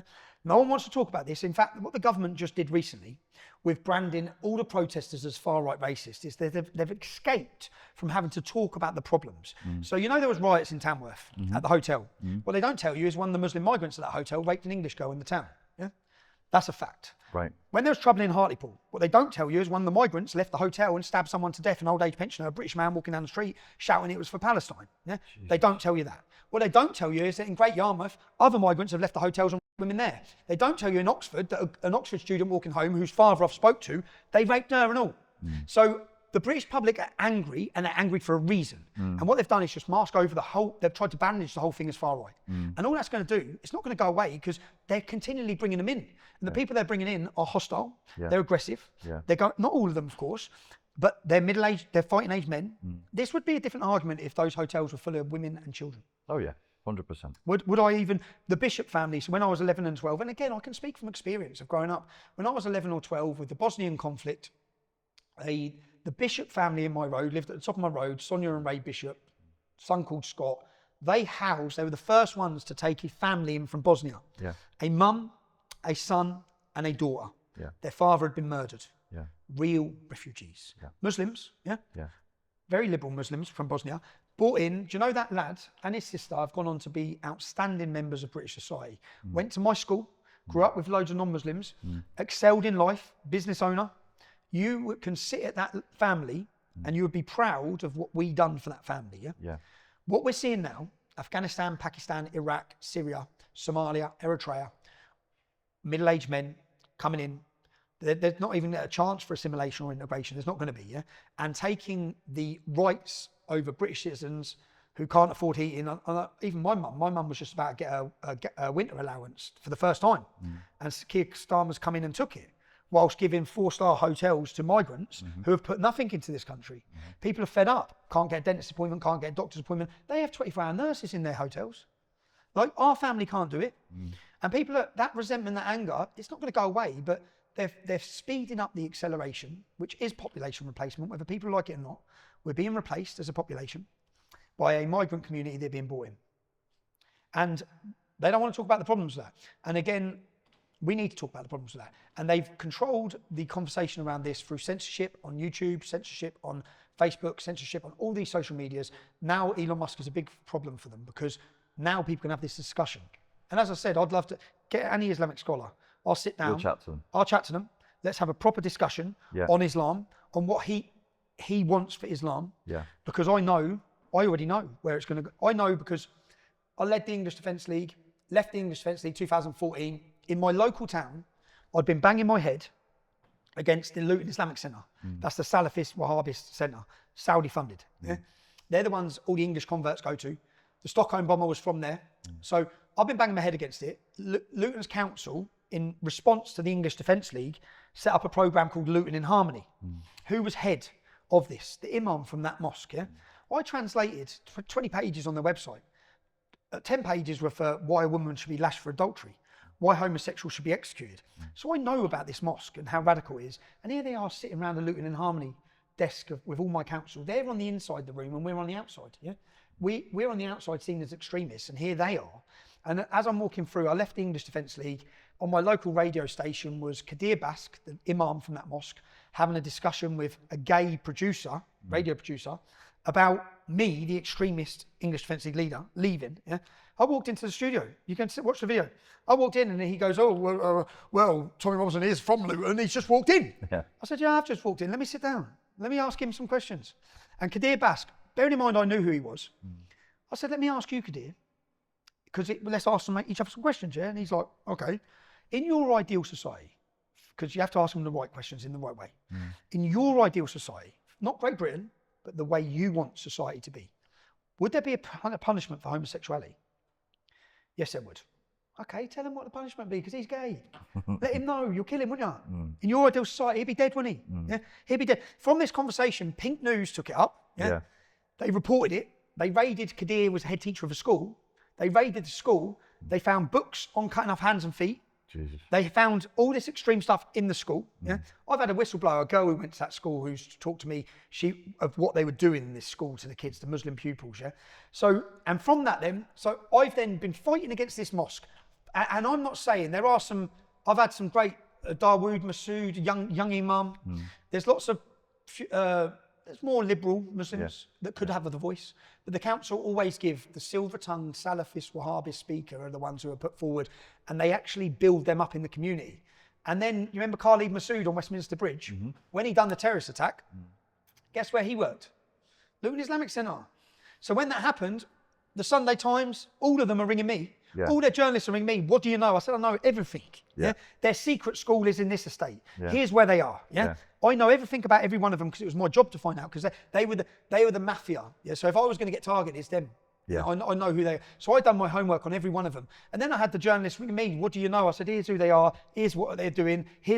Then this is where you want to know how deep the problem is, how embedded in our system they are. When I was leading the English Defence League as well, the local councillor, her name was Joan Bailey, yeah? Now, my friend was in a children's home, and he always said how nice she was. Yeah? She's a Lutonian. Most people who work in our councils aren't from Luton. Yeah? Right. And again, when I set up the English Defence League, 2 years in, a year in, they called us for a meeting in the council. They set up cameras like this, and there was a baroness there, Labour, they're all there videoing it. They said, right, you, tell us what's wrong. I said, all right, sound. I said, and I said, you know the park on our estate, Farley Hill, from 1960s it was built, yeah? It's built in the 1960s. Go down the road to the Islamic community, it's a £350,000 state-of-the-art park. You give them everything, yeah? You've forgot us. As white working class, you've left us. So I went through all this. I said, now let me just make a point here. Where do you live? And it was a white woman. She said, I live in Hitchin. Of course you do. Where do you live? I live in St Albans. Of course you do. Where do you? None of them live in Luton. And I got to the end when there was Mohammed there. I said, you live in Bury Park, don't you, bruv? In the Muslim community. Yeah. He said, yeah. I said, see, he gets it. None of you lot even know who I am or who we are. You don't know what we're living with. Yeah. And here you are making judgment and all these things. So I've gone through this, and that Joan Bailey from the council was the only woman I trusted because she was a Lutonian. Yeah. And I knew she'd been very good to my friend who was in a children's home. She comes up to me outside Luton Town Hall and says, Tommy, Stephen, can we talk? I said, yeah. She goes, right, there's a gentleman, his name's Dave. His job is to combat the far right, yeah? I know what you think. I know your views. I know you're not far right, but the English Defence League are now being pushed that way. So can he meet you? I said, yeah, all right, sounds. Let me meet him. So I met him. I said, you know what? Spend the next 3 days with me, bruv. Yeah? So we went to a meeting, first meeting, English Defence League meeting. I said, this fella's job it is to stop anti-Semitism, stop racism, stop all this. He's here, he's going to see. And he said to me afterwards, you know, if you brought me to a BNP meeting and said all that, I'll get chased out. I said, this ain't the BNP, bruv. Yeah? These are normal people who are concerned with Islam. Yeah?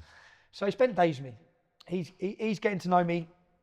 I'm bringing him round, introducing him to everyone, and I'm telling him the problem. So I'm saying, tell the council, that bloke there, this is what he thinks. They opened up a centre in Luton called Discover Islam. Look it up, yeah?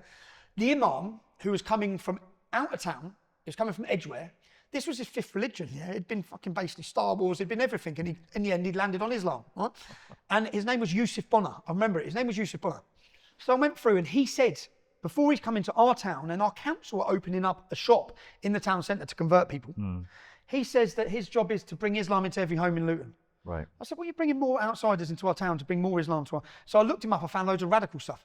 And then what I've done is I set up a Muslim profile and I contacted Abdul Rahim Green because I knew IRA. I knew IRA were the charity behind these centres. And IRA are an Islamic extremist group who are funded to push Islam throughout Britain. So I contacted Abdul Rahim Green saying, yes, brother, like, just checking, are you involved in the centre? They said, yes, we're working on it behind the scenes. So then I made my leaflets. I said, right, these are extremists behind this centre that the council are opening. Yeah. The council don't even do their homework. So I told this Dave fella, show them this, yeah? Before the centre opened, they had to get rid of the manager, Yusuf Bonner. He was gone. Then Dave, his job was to educate police. So the police, your councils, they have all these educational meetings and they get educated on Islam, far right, extremism, all this stuff. Yeah? He turns up to educate the police on the far right. Guess who's giving the speech after him? Kadir Bass, the leader of the Islamic Centre. So the leader of the Islamic Centre, where Khalid Massoud, the Stockholm bomber, he's educating our police on Islam. He's a total anti-Semite. He wants to execute the gays. He's had to leave the Luton Mosque. So he's left the Luton Mosque because the school gets raided. And now he's educating the Home Office and the government and the police. That is how entrenched in the system they are.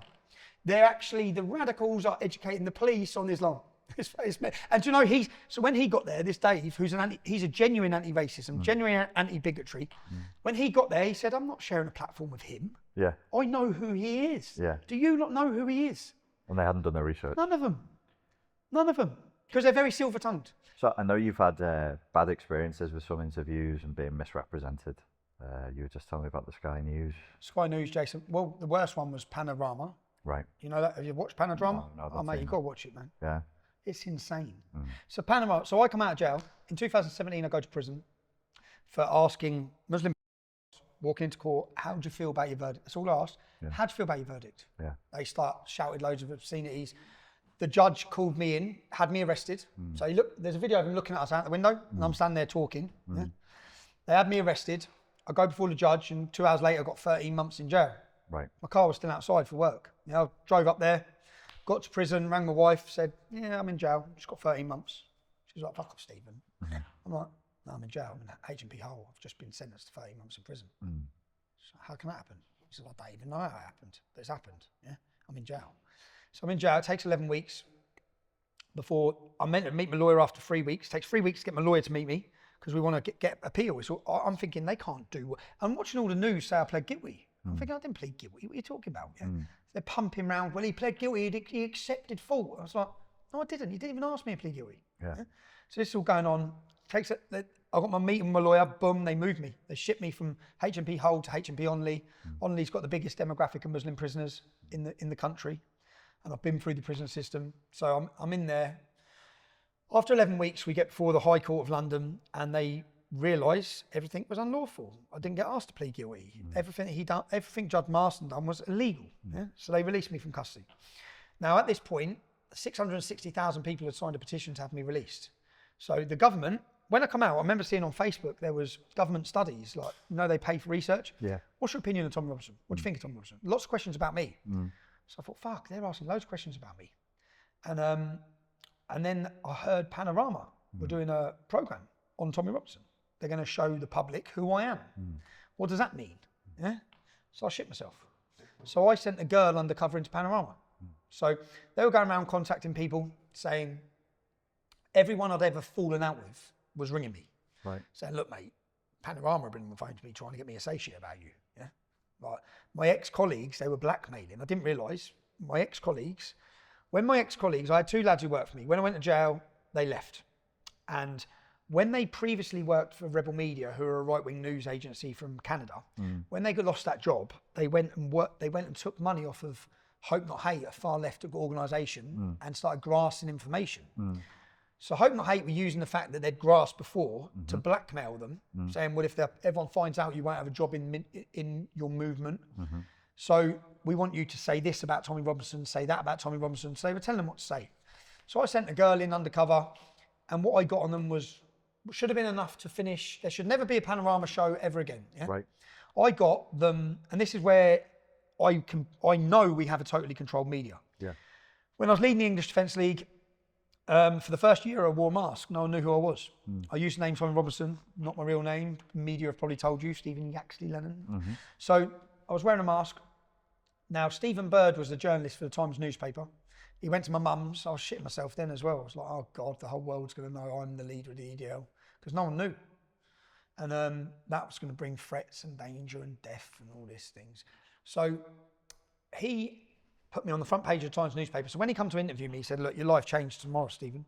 You're on the front page of the Times newspaper where I'm masking who you are. I said, all right. So I kept in contact with him because I thought the article was quite fair. So over the years, I've kept in contact with him. He was a fair journalist. So I send a girl undercover. John Sweeney's the head of Panorama. I get her to covertly record him telling her what to say, making a deal with her. He says, do we have a deal? You say this, this, and this. I'll put it in the film. Telling her to say shit about me. Yeah, that ain't true. Then saying that he can cut. She says to him, we entrap him sort of. She says to him, I've got a recording of Tommy screaming at me aggressively. Right. Yeah? He says, yeah. He gets all excited. Yes. Idiot. Yeah? He says, right, we can make a sexual thing against him. That's what he says. Yeah? And she's like, this is an argument about something to do with a demonstration. And she says, yeah, but I scream aggressively at him. He goes, don't worry, we can clip all those bits out. Yeah? This is what he says on camera. She's caught him saying that. I got it all. Yeah. So she's there, and I'm shitting myself thinking Panorama are about to ruin my life. Yeah? If they've done that with her, who else have they got saying mad stuff? Yeah. This is why I don't trust any allegations that go flying out. You know, basically the girl come out and said, Yax, Tommy, they're trying to make you into Harvey Weinstein. That's what they're trying to do. Yeah. Fucking stretch. I'm like, this is Panorama. Panorama are the most respected investigative journalists from the BBC. So what they say, people believe. So I'm like, fuck. So I said, all right. I said, let me do something. Right, I'm at home in bed. You hate me. Because she did hate me, this girl. But she rang me. She hated me because I sacked her. Yeah. Yeah. And then she rang me and said, I don't like you, Yax, but we did work together. Yeah. What they're doing to you here is very wrong. Right. Good for her. You need to know what they're doing. Good so for I said, her. will you wear a wire? Let's get it on camera. Yeah. So then she sits there, we get a computer out, so I'm at home in bed, let's see if the best investigative journalists from the BBC actually investigate anything. So we go on the website, she goes on the website, sendafaketext.com. She sends herself a text message saying, Lucy, if you work with Panorama, I will fucking bury you, you bitch. Yeah? But makes it look like it's come from my number. Yeah. So I said, right, give that to them. Let's see if it's real or whether they're just willing to take anything from anyone. Yeah. So she gives it to them. Panorama then chasing me for an interview. They've got all their dirt, whatever they're filming, whatever they've set up, they've got. I give them one, I ring them. So they go to a house looking for me. I then ring them and say, right, I'll do an interview. Tomorrow has to be, so I give them a location. Now, I've set up a screen like that, yeah? I've set up a TV screen on the wall behind me. So I'm sitting there, he's sitting there in front of me, John Sweeney's there. I have my kids' school assembly, so I go and get it all set up, I set up the cameras, tell my mate to be out the back. I say, when I say play, you play. This is the sequence of videos, yeah? All the covert recordings. I do my kids' assembly, she was in preschool. I can't relax because I'm shitting myself about what's going on here. Do the assembly, I turn up. By the time I get there, they're all there. So John Sweeney's there, he says, hello, John Sweeney from the BBC, yeah? And I look and there's 4 of them. I think, who are you lot? Yeah? They're the producers and the directors of Panorama.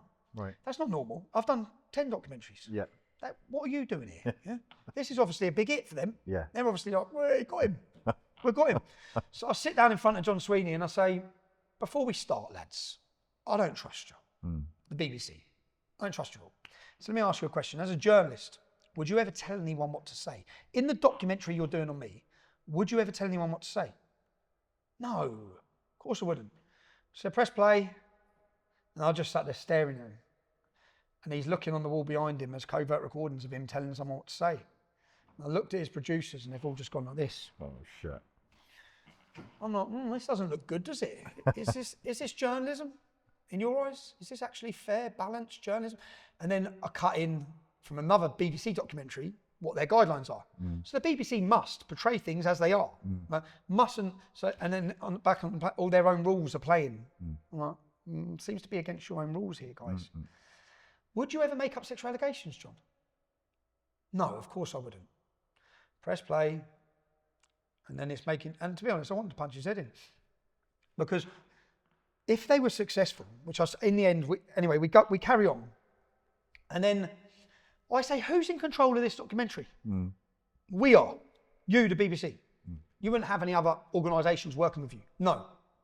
Okay, I play a recording of someone else, covert recording, saying that when they were being interviewed by Panorama, Hope Not Hate, a far left extremist organisation who are funded by George Soros, were present in the interview. And when he didn't say enough stuff, they took him outside and threatened him again. Yeah. So, and I've got a covert recording saying they took me outside and said, "You need to tell us this. Get back in there and fucking say this about Tommy Robinson." Yeah. Right. So I sit there and so I play the recording. And he's like, "Well, this is our documentary." I said, "Well, simple question, lads. Yeah. Were Hope Not Hate present in the interview of my old employees?" He didn't answer. I said, "So they were." I said, "Here you go. Look at this direct message." And it's Hope Not Hate, Joe Mulhall.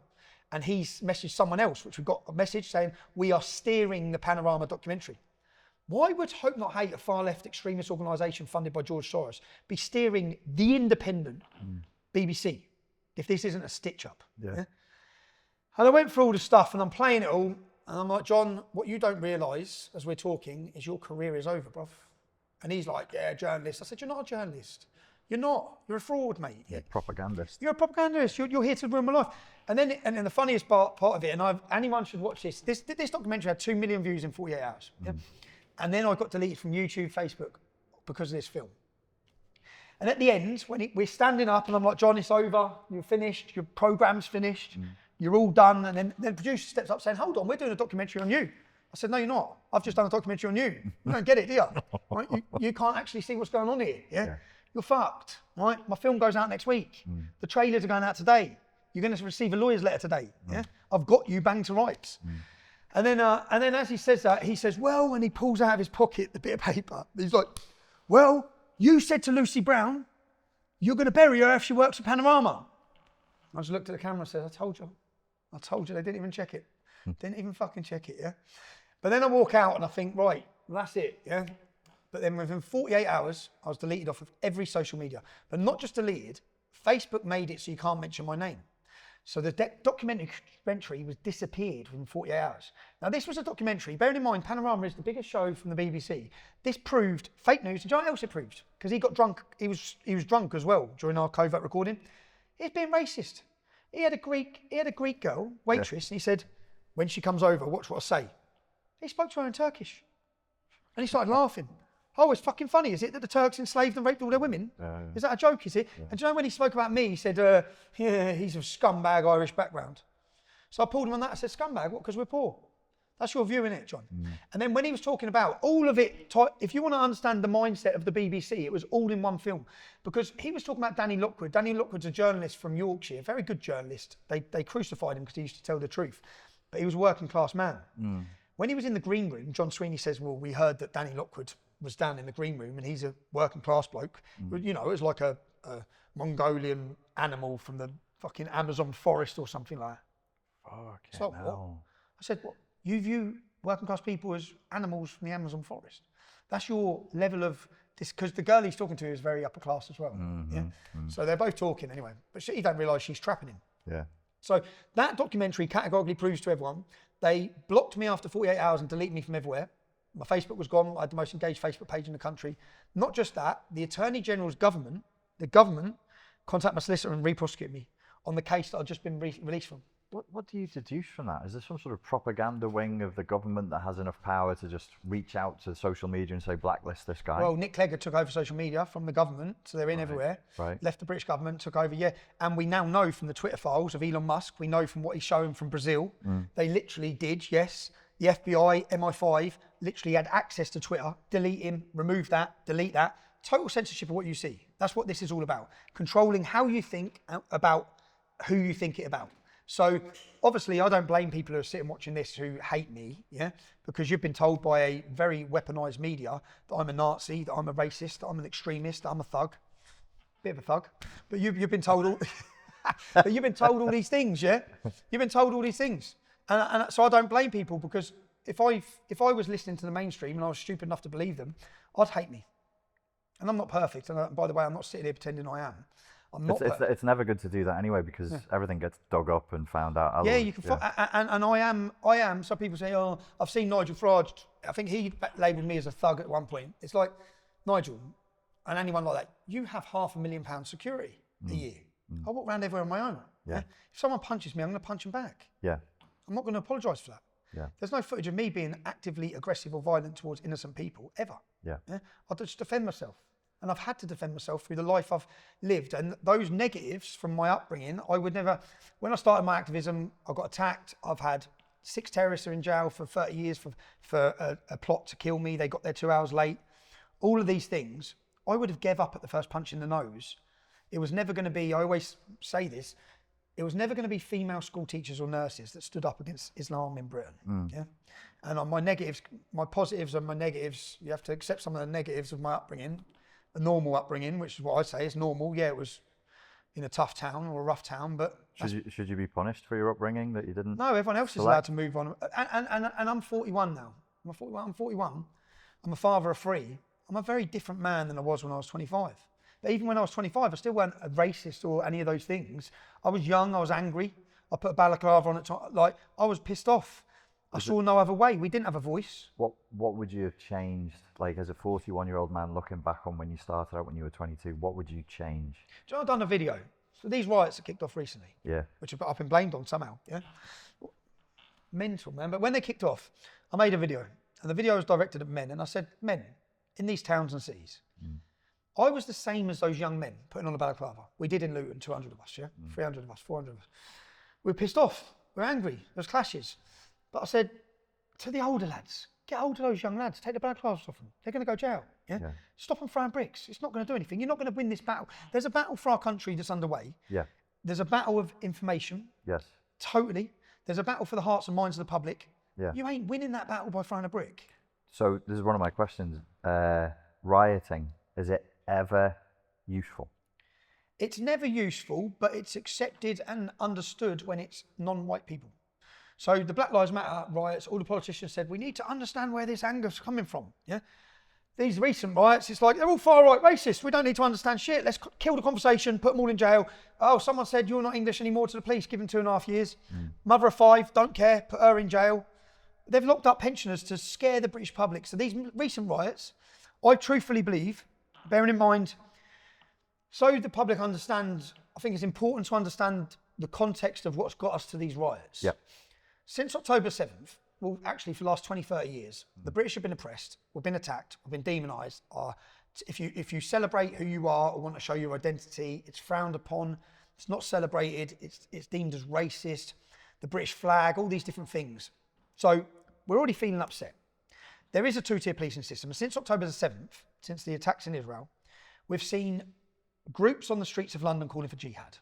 We've seen desecration of war memorials. Do you know, when Hizb ut-Tahrir, who are a prescribed terrorist organisation, when their leader stood up, he's been given back his job as well, leader of a terrorist group, he's been given back his job in the NHS as a doctor. When he stood up and said, we need Muslim armies for jihad, the Metropolitan Police Force put out a statement saying there's plenty of different meanings to jihad. Well, I don't think there is under the black flag of Islam calling for armies, We know what he's saying. He wants a holy war, right? On the capital of London. People were flying ISIS flags, Al-Qaeda flags, Hamas flags, Hezbollah flags at demonstrations. The police made excuses for why they weren't arrested. There was plenty of hatred being pushed across our capital city, and they didn't crack down and arrest them. So the public have been watching all of this. Then we've seen the police running away at Palestinian demonstrations, getting on their knees for Black Lives Matter demonstrations. They're literally getting beat up and attacked and they're on their knees, yeah? We're seeing all this. So we're seeing many ideologies, whether it be Islam, communism, Marxism, our government seem to be on their knees to them yeah? And accepting them.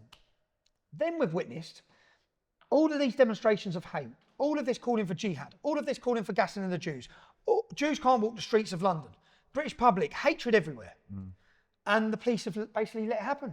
And they haven't policed them. Then on Armitage Day, because it's very important, remember that lots of people are watching this. Since I've been giving back my social media, people are watching what we're doing. Armitage Day, it's our sacred day. It's a day that I wish we could rely on the police to protect our sacred monument and make sure that jihadists didn't go there to disrupt the 2-minute silence. But with what we'd seen for 6 months prior, or months prior, they're giving them free rein. They're not stopping them. So on Armitage Day, I made a video saying, well, I'll be going. I think every other British man should be out at the memorial to make sure that they're not, the memory's not desecrated, that groups don't climb up that memorial and hang off that British flag and set fire to it. Yeah? When we went there that day, bearing in mind, in this area, there is a Palestinian demonstration and Hamas demonstration on the other side of Tower Bridge, which is nowhere near where the memorial is. So the only people here are there to support our troops and pay their respects. The police drew their batons and blocked everyone getting into the cenotaph. Caused a big clash, and they were battering people with their batons. So after that day, that's when Suella Braverman came out and said, well, hold on, what's going on here? Yeah? We've watched you not draw a baton on jihadists and terrorists for months and months, but now you're smashing English people and British ex-forces. So that brought about the discussion. People were angry. The next thing is an anti-Semitism rally. I turn up as a journalist to cover it. I sit down in a cafe. The police come in mob-handed. You need to leave the capital city. And this is the insanity of it. You need to leave the capital city because your presence here might cause alarm and distress. So my presence might upset some people. Well, the presence of Hamas and every pro-Hamas rally has caused our whole entire country upset, alarm and distress for months, and you've done nothing. You've done nothing about ISIS flags. You've done nothing about the calling for jihad in mosques across our country. You've stood by, paralysed with fear, like bitches and cowards, and you've let them take over our capital city. And now you're getting brave, yeah?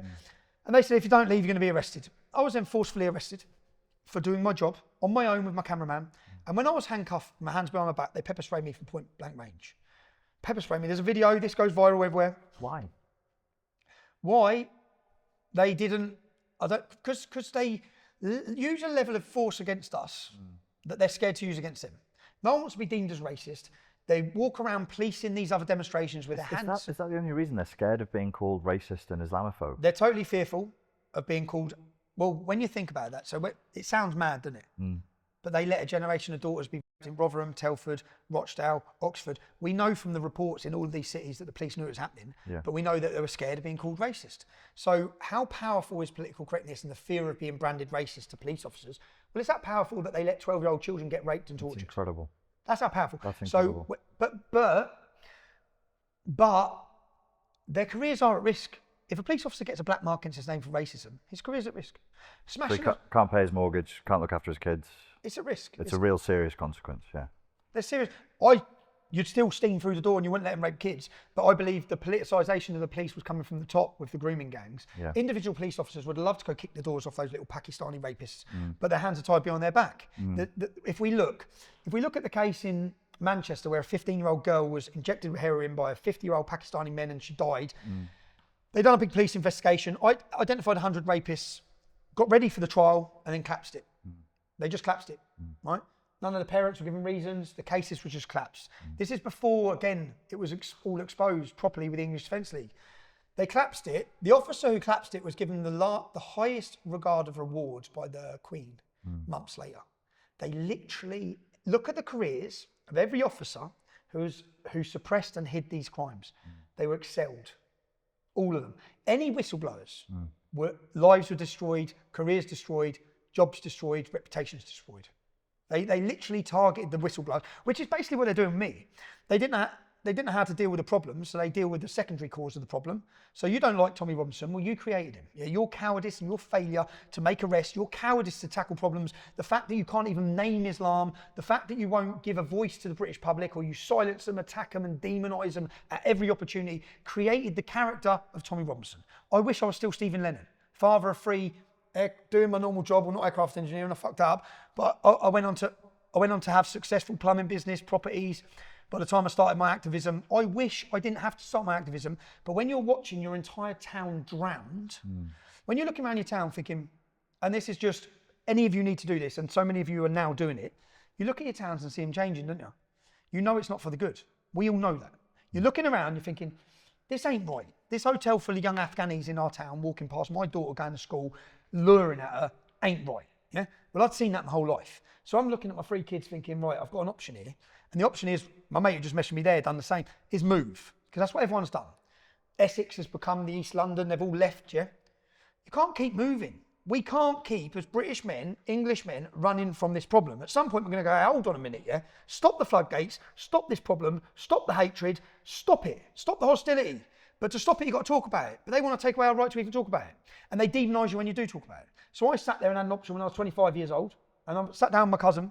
When the soldiers were attacked in Luton on the homecoming parade, I sat down with my cousin and said, we can't let this happen, yeah? So we need to do something about this now. The whole country needs to know that Luton and the men of Luton, which probably through a tribalistic view was the football hooligans of Luton, ain't going to let this happen in our town. Yeah. And we started our resistance to it. United People of Luton formed into the English Defence League, marched around the country, raising awareness. But at that time, I remember shaking my cousin's hand saying, we can't go into this. You can't put one foot into this. Yeah? We can't be willing to back down. And we didn't back down. And sort of even at times I've wanted to back down. Plenty of times. Why don't you? Why don't you just take 2-3 years left, let them forget about you, let them find somebody else to pen all this shit on? It's become far bigger than me. My voice isn't just me. It's a voice now to millions of disenfranchised, fed up British public, yeah? So I knew when I went to jail, I received letters like this every day, and I panicked. I read the letters and I thought, fuck, all you people putting your faith in me. I'm a bit of a wrong one. Yeah? I'm not gonna save this country. Yeah? This is 2017. I'm thinking, Jesus, man, this is a lot of pressure. There's got to be someone else that's going to save this problem. And then when I put my hand to journalism, I think I'm very good at it. Yeah, and I think that, and I've said when I went to talk at Oxford University, I said the people I'm talking to, they're the future leaders of our nation. Yeah. I don't think I'm going to change and save Britain, but if I inspire or put the mind and the thought on path that pave the way for the conversation, because bearing in mind, people are having conversations now that they couldn't have 5 years ago. Yeah. Right. We had to go to jail for that. We had to lose our homes for that. Yeah. Yeah? When I say we, I'm not personally on about me. Yeah. You see, every one of these men are in jail now for these riots. Yeah. And to the families that will watch this, whose dads have been taken, who are in prison, now get upset thinking about it, because they shouldn't be in jail. When you think about them, you think they don't realise the importance of their role in this. Because lots of people are going to get hurt, lots of people are going to get killed, and lots of people are going to go to jail for us to solve this problem. They're playing their part. There's men, I'm finding out of the families now, that are being tortured in jail right now. Yeah. Innocent British men. Do you know what? When I say innocent British men, working men, not criminals, not lifelong criminals or thugs. Angry men who pay their taxes every week, who have now been thrown to the lions in the prison system, labelled as far right, labelled as EDL. EDL hasn't existed for a decade. They resurrected it to get rid of their problem of the British public, and they stuck it on everyone. So if you're one of the families of these men, I don't think you understand the important role that your husband's fathers are playing. Because right now, the entire globe is looking at Britain's judicial system. And that judicial system has been weaponised for decades. You just didn't know about it. Now you know about it. Now Elon Musk knows about it. Now American politicians know about it. Now leaders of Argentina are talking about our unfair, biased, politicised judiciary system. My film that I've just created is on 46 million views. I'm going to jail. My kids here. I'm going to jail in 2 months for that film. Yeah. How long do you think you'll get? They'll give me whatever maximum they can give me. Yeah. But at the same time, do I want them to? No. Does it benefit my cause for them to? Yes, totally. So I'll have hell in jail. I'll either do years of solitary confinement, or I'll have my hands up from the minute I get in there. So, which I don't want. I have to go to jail and become someone I'm not. So, yeah. Because I have to be ready every second when you're in there. And I know what these men are going through now. It's like fucking hell. And I know that most of them are just normal men. What bothers you the most about this? What bothers me the most about it? Like, I take satisfaction in the fact that the world's watching it. Yeah. So if the world wasn't watching, I was sentenced for the last 5 years. They've done this to me anyway for 10 years. Yeah. I've been in and out of prison systems, fed to them. I had my teeth all smashed out in Woodhill. I should have got killed in Woodhill. I shouldn't even have survived what they let happen. Yeah. Or was that a deliberate? 100%. So I'm in my cell. I get to Woodhill, first night centre. I'm on the first night centre. Screw comes up to me, opens my door. He's an ex-paratrooper. He says, when they come to get you, don't leave your cell, son. I went, what? He goes, when they come to get you, don't leave your cell. Your life depends on it. I said, okay. He fucks off. 2 hours later, he opens the door, 2 other officers, you're going A-wing. I said, I ain't going nowhere. He says, are you refusing to leave your cell? I said, yeah, I am. He said, you're going to be put on punishment. You're going to be put down the block in isolation. So he was making sure I was isolated. Yeah. They would put me on A-wing where 6 Muslims, 6 months before, had been sentenced. There's no cameras on the wing. They've been sentenced to 30 years for planning to kill me. They were giving me to them. They were giving me to them. Jesus Christ. Yeah? The next day, I go to a legal meeting with my lawyer. I come back from the legal meeting with my lawyer. There's a waiting room for lawyers. The door opens. I walk in. I see the beards. I didn't even sit down. I know what's happening. They lock the door. Bang. I lose my teeth in there. I'm getting battered. And the Sun newspaper put out, Tommy gets done, like all celebrating. Like now they are. Like Sky News said, that they're fully aware, the government, they're talking about misinformation. You have just put a target on the back of every innocent British person who come out in outrage by your failures. These are government failures. You have failed the British public. You've took away their safety. You've took away their daughter's safety. You've absolutely enraged our country with your failure. People now see our country disappearing, our safety disappearing. And when they've come out to legally, lawfully protest, because many of these men have, what they're doing, one of them has got 18 months for shouting, Allah, Allah, who is Allah? It's got 18 months. What? They're calling for jihad. You're making excuses for them. You're locking up British pensioners. So I know, do you know, I sat last week thinking about what all these families are going through.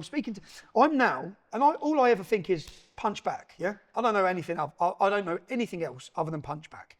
So every time I'm getting punched, which we're being punched now, the whole country's being punched, I want to punch back. So my documentary that I released on the 27th of July, and bearing in mind I was going through the process. The public are watching all of this. So they're seeing the two-tier policing, they're seeing the treatment our country's receiving, they're seeing the calls for jihad, they're seeing all of it. Then St George's Day, the police blocked the road. So they just had Pakistani Day. Police didn't block any roads. The police were dancing with all the Pakistanis. It's St George's Day, our national day, where people come out to celebrate their identity in our capital city. They blocked the road and attacked them. There's videos of them throwing women on the floor, yeah? Because they believe they can do that to us as British citizens. They don't care. There's no backlash. No one's burning the country, yeah?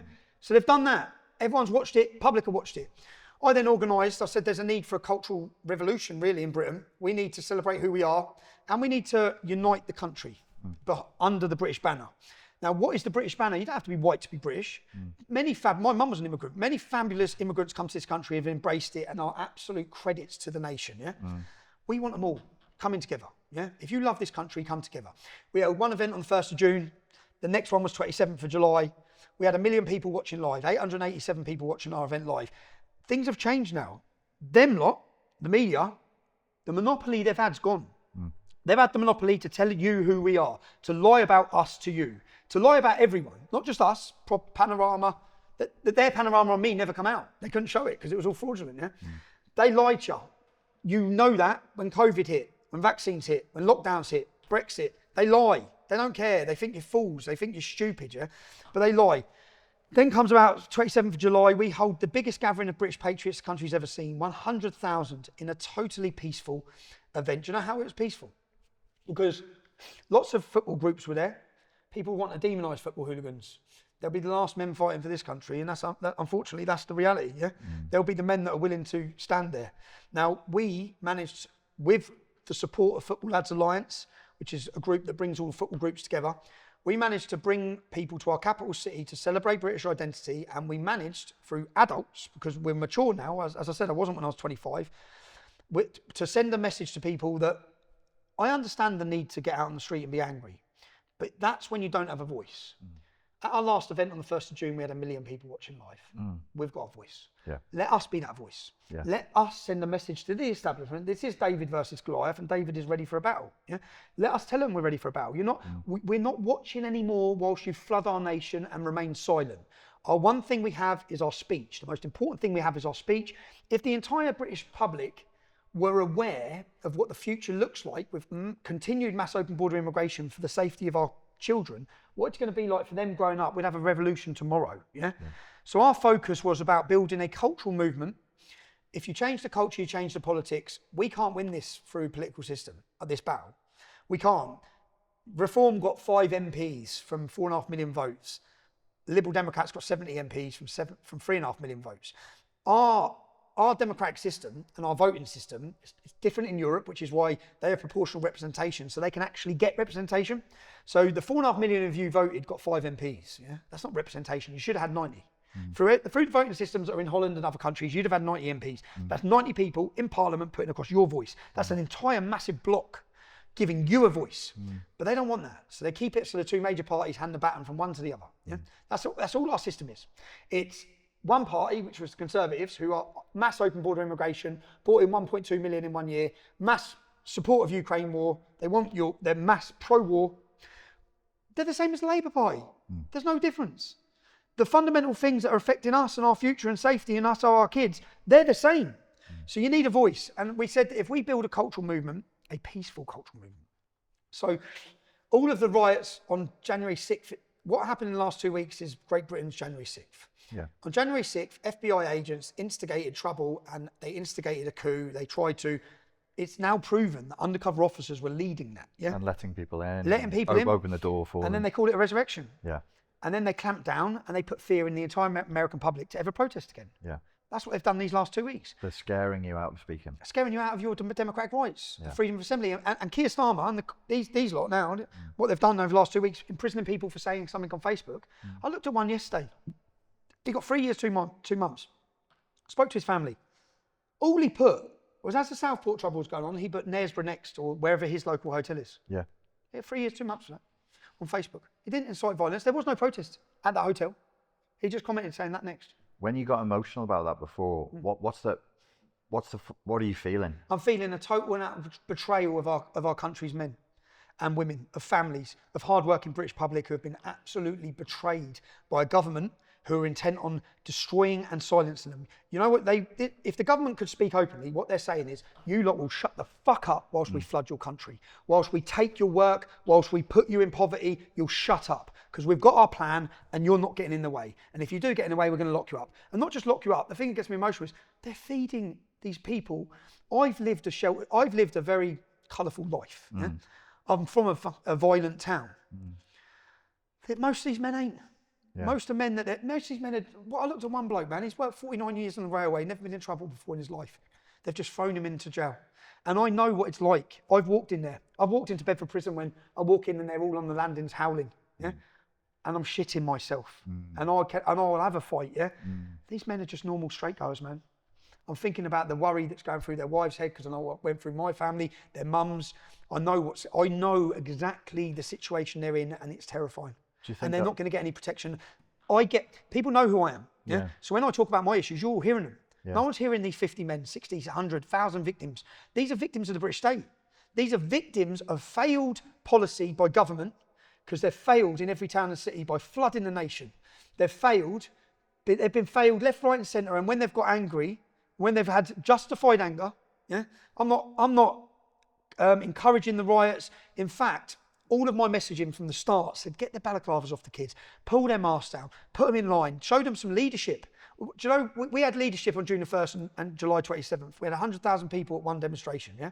Not one single bit of trouble. Do you know why? Because we had leadership. Yeah. We led the men, and we told them, I made clear messages like this. I told the police straight. Yeah. You see if any of your officers come in wearing all black. Because that's what, if you look at the riots, have a look at Sunderland's riots, go get the pictures up. You'll see all the people smashing the police station and setting fire to it are fully masked. I bet none of them face prosecution because we never find out who they are. Yeah? These riots have totally benefited the government. They wanted these riots. They wanted these riots so they didn't have to have the discussion about open border immigration, so they could label all the British public as far right, and they could bring in laws to take away your rights and terrify the British public with their absolute tyranny, which is what we've seen in the last 2 weeks. Getting arrested on a Saturday and in prison by a Tuesday, televised arrest, televised court case, unheard of. Yeah. This has all been propaganda by the British state, all to prevent them having a conversation about their failures. That's what this has all been about. They've set us back. They know that our cultural movement, 100,000 people on the street, we're on the verge of a revolution in Great Britain, we are, by the public, and this is about suppressing and stopping it. Yeah. And again, listen, when you look at the power of the media, All of my messages said, be peaceful. All of them said, stop burning shit and stop attacking police officers because they're ordinary people going out of work. Yeah, they're family men. You're attacking them. It's wrong. I understand why you're angry because I'm angry about two-tier policing, but it's not them. Yeah, that's all my messages were. And then boom, all of a sudden, then they blamed it on the English Defence League, which was a group that I led. It hasn't been around since 2015. They tied it to us, and then they told the world that I'd instigated riots. And luckily, with Elon Musk's, I made a video showing what I've said. Here's what I've said. I've called for peace and calm. In fact, go on AI and ask them, did I instigate riots? Yeah? AI will tell you I didn't. Yeah? But the mainstream media, Piers Morgan, politicians, police leaders, all of them have sat on every channel you can think of. Daytime TV, morning TV, Sky News, radio stations, LBC, all of them have told you, the public, they've lied to you, that I instigated riots, and they've told you, the public, the main thing, and I'm now making a film about the riots. I'm going to show you what they've done, yeah? They put out a total hoax, and where they were losing the grip, so they didn't want to show the public are angry across the country, they blamed it on the far right. Then they created 100 far-right riots.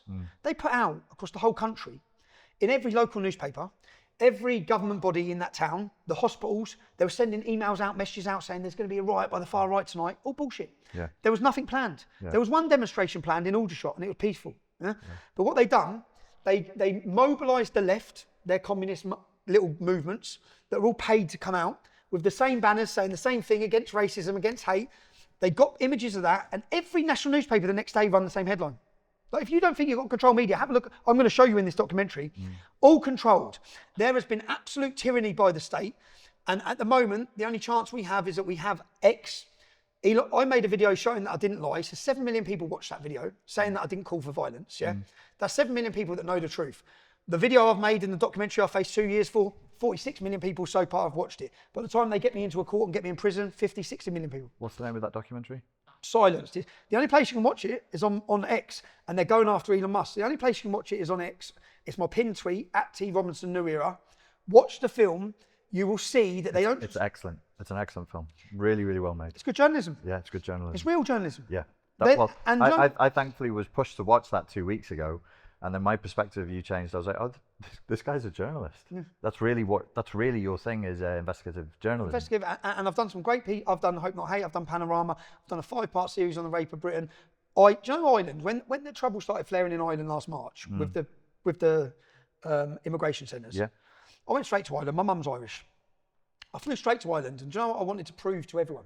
Yeah, I wore a hidden camera, and I went into Killarney, and I just went up to women in the street and said, do you mind if I ask you, what's it like now compared to what it was like 2 years ago? Because they've filled all the hotels. They're like, we can't walk the street. Well, my friend got sexually abused. This person got bad. My husband has to pick me up for work. Like, literally every single person.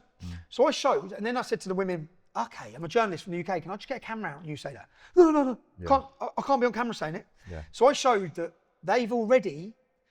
we now self-censor through fear. Yes. Yeah? They've got the atmosphere. They use NGO organisations to attack anyone who speaks out. Yeah. They've created this atmosphere where people don't say what they think. Yeah. But I want to show the public, this is how Irish women feel. This is why they're leading the marches on the streets, not because they're far right.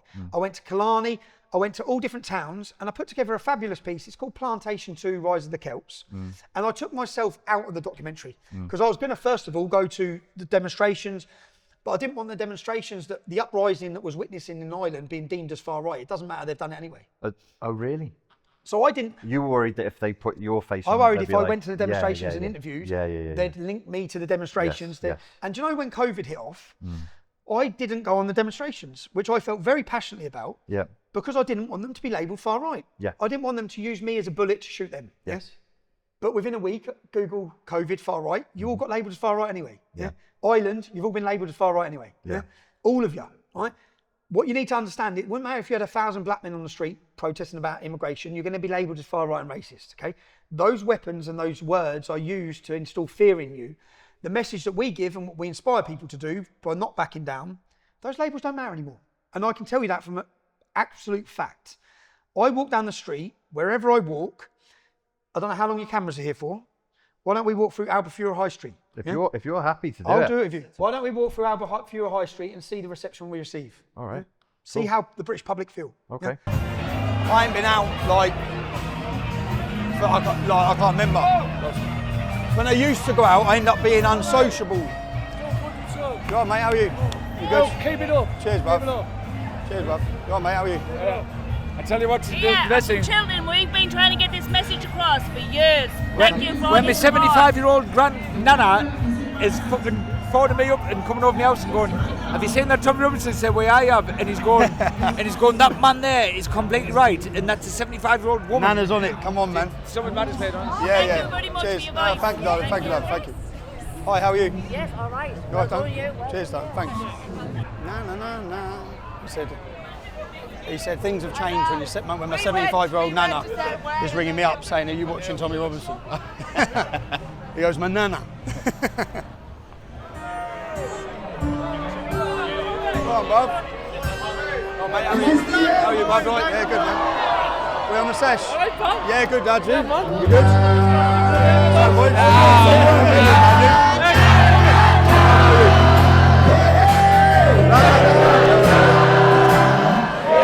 You're on camera. Cheers, bub. Cheers, bub. Keep it up. Cheers, bub. Behind you. My dad loves you. Your dad does. He hangs you up. No sense. Can I have to get a picture outside of my dad? Yeah, go on.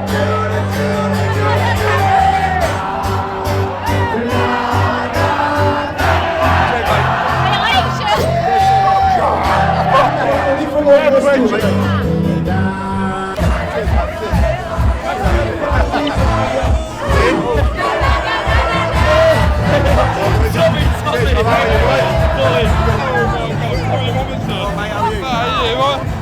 Cheers, mate. I'm proud of what you're doing. I'm proud of it. Have a good holiday.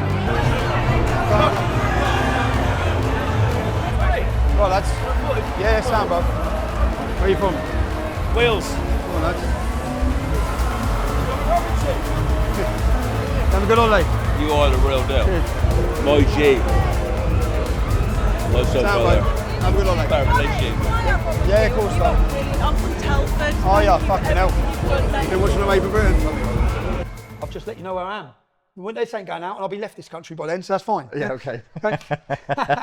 So when they tracked me down with my family, and they tracked me down to when I needed a 2-week break with my kids because I know I'm going to jail. Yeah. So I was built up for this 2-week break to have real loving time so I can make some great memories, put my phone away, and if I go to jail, the last memories my kids have are positive. And then they tracked me down after 2 days and gave everyone docs where I was in the hotel. All the reporters did, all the hotels shitting themselves. Then Muslims are making videos saying, go and get him at this hotel. I put my kids in safety. I had to leave the kids after 2 days. And then, so I purposely flew to another country and uploaded the video so they could see the name of the road. Because I knew now they're going to head to Athens. And then I contacted them all saying, yeah, do you want an interview? Yeah, meet me here. And I had them hire a suite in a hotel. And I said, what time do you land? They said, like 10 in the morning. I said, well, I can't meet you till 9 at night. I thought, you're staying there all day, later. And then at 9 at night, I said, mate, I'm a bit caught up. I'll be another hour. Yeah. And they're all waiting in this hotel. And then I just messaged them saying, you fucking wankers. Right? I'm not even there. Yeah? But the point is, you see the harassment they're giving me. They've followed me for years. They've gone to family spots, addresses, knocked on doors. Why don't you do that to the men that are raping kids? Why are you lot? So in the case, when I went to jail in 2017, the Huddersfield case, I'd started looking at the men that were on bail. They were still running chicken shops. Children were still going in and out of their businesses. And they're on bail for raping kids. Why are the journalists not showing that? Okay, so you've asked that question rhetorically. Do you have any theory as to what the idea is? Yes, the journalists are the media is a weapon. And at the time, I've had 100,000 people on the streets of the country in a very peaceful celebration. We told the police, if anyone turns up wearing all black, we're going to stop them. Yeah. We put a message out to all the influential lads saying, you see on the street, if you see someone covering their face, get that face mask off them. Right? Then it stops the ability of infiltrators to come in and smash stuff up. Yep. They couldn't do it. Yeah. They knew they couldn't do it. Yeah. They knew that we'd turn on them. So they've seen us hold a peaceful rally. We had a meeting the week before, Katie Hopkins, Lawrence Fox, Calvin Robertson, Cole Benjamin, Mayor Tusi. We had a bigger reach from the people there, to build a cultural movement than the media can dream of. So if we want to challenge their lies, we can now do it at a click of a button. They're terrified of what we were doing. But so you're saying the media is the cat's paw of the government. Are you saying that any pro-patriotic position is fundamentally anti-government now? Well, it is, yeah, totally. Yeah. So totally. if you're for the nation... If you're for the nation and you're for protecting the British nation and you're for borders and you're for controlled borders, that is against the government's agenda. The government are working for a globalist agenda. All of them are the same. Their agenda is mass open border immigration, destroy your culture, destroy your identity, break down your family, weaken your children, feminise them, get them blue hair, get them cutting their penises off, make sure none of them understand who they are, because then they've got a very controllable public who don't know who they are. If you know who you are and you bring your children up as strong younger men, like I would advise every one of you to do, to know their history, know where they come from, they're going to fight for it. They don't want men ready to fight. You're saying that's the reason for this open border mass migration policy? Mass open border migration policy is to weaken our nation, and they are being used as a weapon as well. The migrants are being brought in as a weapon. They're being used. They destroy our culture, destroy our community. We're all warring with each other. We're looking at them, blaming them. They're looking at us. They're aggressive with us. The whole time, these lot up above us are bringing in laws that they need, that they will use the level of violence by the migrants they're bringing in. We will end up saying, please, we need more laws. Please give ID tags. We need to know who they all are. They're raping women. We need more policing. We don't need more policing. We need more policing at the border. We need smaller government, less government. We need you to stop interfering in our lives. That's what we need. But they don't want that. They don't want a strong, independent nation of families who want to be successful, who aspire to greatness, I aspire for my son to own his own company. They don't want that. They want corporations run their thing. That sounds very in line with some of the types of things that Andrew Tate says. Do you guys sort of agree on some of these points? I don't buy, and I get a lot of criticism from my own supporters for this, yeah? I know Andrew Tate. He's from my town. Yeah. He's a Luton lad, okay? I know people who have known him his whole way through growing up. No one talks about, I know that my son, if you saw the before and after picture of him from when he started listening to Andrew Tate, he went from a chubby little child to a machine with a six-pack, yeah? That's what he looked like before and after, okay? He started fighting, boxing, fitness, health, talking about the strength of men. They have worked and spent billions of pounds, yeah, from the top to the bottom through the education system to turn your son into a fat, weak mess. Yeah, they don't want him being strong. That's what they want. They want you relying on pharmaceutical medicine. They want you taking antidepressants. Andrew Tate saying, I don't believe in depression. Get out, get fit. You take me a fat man, give him a six-pack, he's not depressed any longer. Well, that's a very stupid way of looking at or saying it. It's but what it means is, but it's largely... Get out in the nature. I've seen it myself. It took me to the age of 39 to realise the importance of health and fitness. And I at times was in very dark places. I've never took prescription drugs. I don't believe in them, but I've been prescribed every one of them by doctors, medical professionals. I've been told I'm suffering from intense, extreme post-traumatic stress disorder, all these different things. I know my medicine now is getting fit and being healthy. If I'm a different person, if I go to the gym in the morning and if I don't go for 3-4 days, I start having dark clouds over my head. I can't face. Same. I'm facing a lot, Same. All the time. When I'm fit and healthy, I can face it. I'm ready to fight. When I'm not, and they want that. They don't want you being independent, strong. So I don't agree with everything Andrew Tate says. He wouldn't agree with everything. In fact, he's a convert to Islam, so he doesn't agree with everything I say. We would clash on a lot of things. Would you sit with him if I could organise it? Of course I would. I'd love to. In fact, Andrew Tate said he would. I think so, yeah. Yeah. There's a possibility we could go to Romania. Would you be up for that? Yep, 100%. That would be awesome. 100%, because I had to tell my son, who looked up to Andrew Tate, you need to stop looking up to this gentleman now. Right. Because the vision he's given for Great Britain is dangerous now. Yeah? And that's difficult from a man that I respected as a friend. Like, I look at Andrew Tate. I think Andrew Tate was cornered, okay? I think Andrew Tate is a chess player, and he's playing chess with the whole Islam thing. Yeah. He doesn't realise, I don't think, he's checkmated himself. You can't leave now, bro. Yeah. You can't actually... There's nothing worse than an apostate, is there, if they go the They'll kill you. They'll want to kill you more than me. So you wanted to escape the matrix system, you've enslaved yourself in another one, where you can't actually speak freely and openly. The biggest gift, you're the most outspoken person in the world. I believe if you spoke openly, you don't actually believe in Islam. And I'd love to have that conversation with Andrew, but I would never want to force him into the situation, because I believe he made a decision at a very dangerous time in his life. He'd been censored, removed from everyone. Remember, if Panorama had their way, you'd all think I'm a sex case.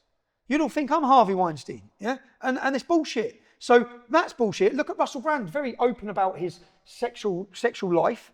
And when did they come from? When he started talking out against the vaccine. All of a sudden then there's all these cases, are there? Yeah. Bearing in mind I know certain parts of Tate's case. I know some of the girls involved back in England, so I know the lies they've told. Okay. Yeah? So I know it's the same with Mohammed, who was the Barrow alleged rapist. Yeah. He cannot face trial by public opinion based on someone that's lied. Yeah. I don't think Andrew Tate, they came for him at a time when he was masculinizing yeah. a feminist generation of children. 100%. Does that mean everything he said's right? No. I also know Andrew Tate, and I said to my son, he's not a billionaire, yeah? He's telling a few little stories. He's telling a few lies. I've seen Andrew Tate talk about drugs and drug dealing, yeah? I knew Andrew Tate's life. Yeah. So I don't believe he's ever been involved in this sort of life, yeah? Right. So he's dramatised. It's a character. He's built a character, but in building that character, he said things that are now being used to hammer him. Yes. But he didn't realise he's going to be, his original position was making money, he's a businessman, out of men who need to be told how to be men.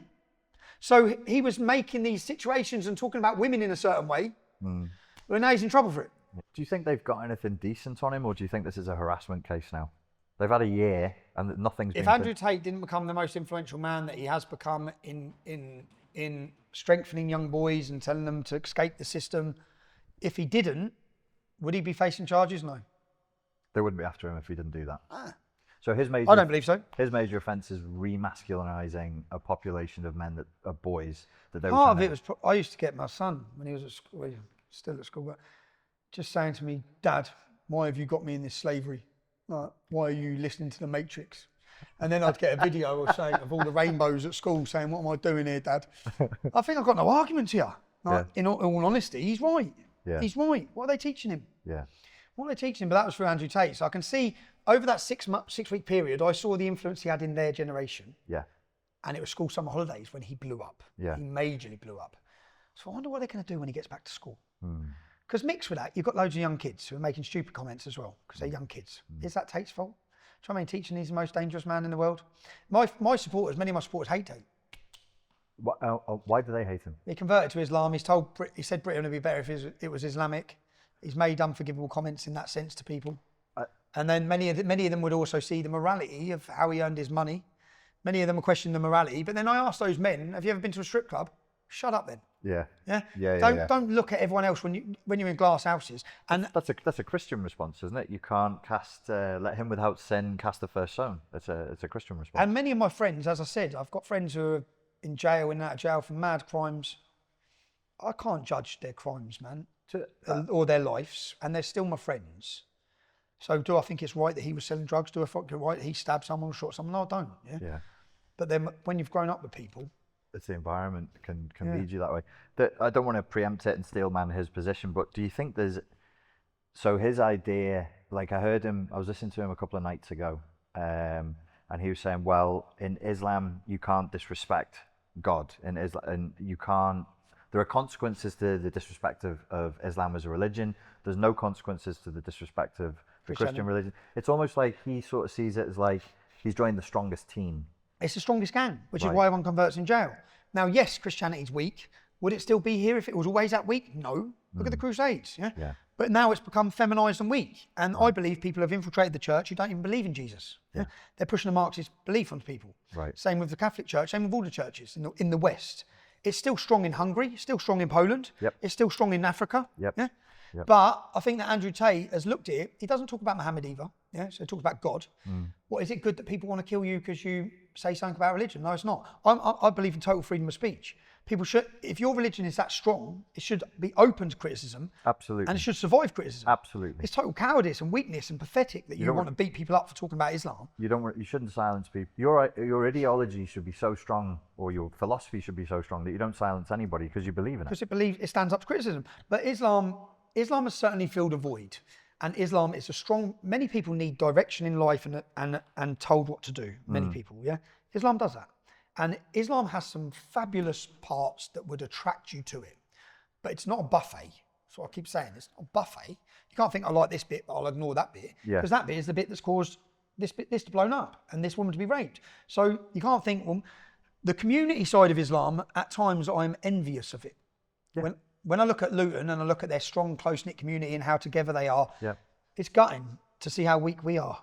But then, which is what the English Defence League was, a strong identity and community, and everyone stood together.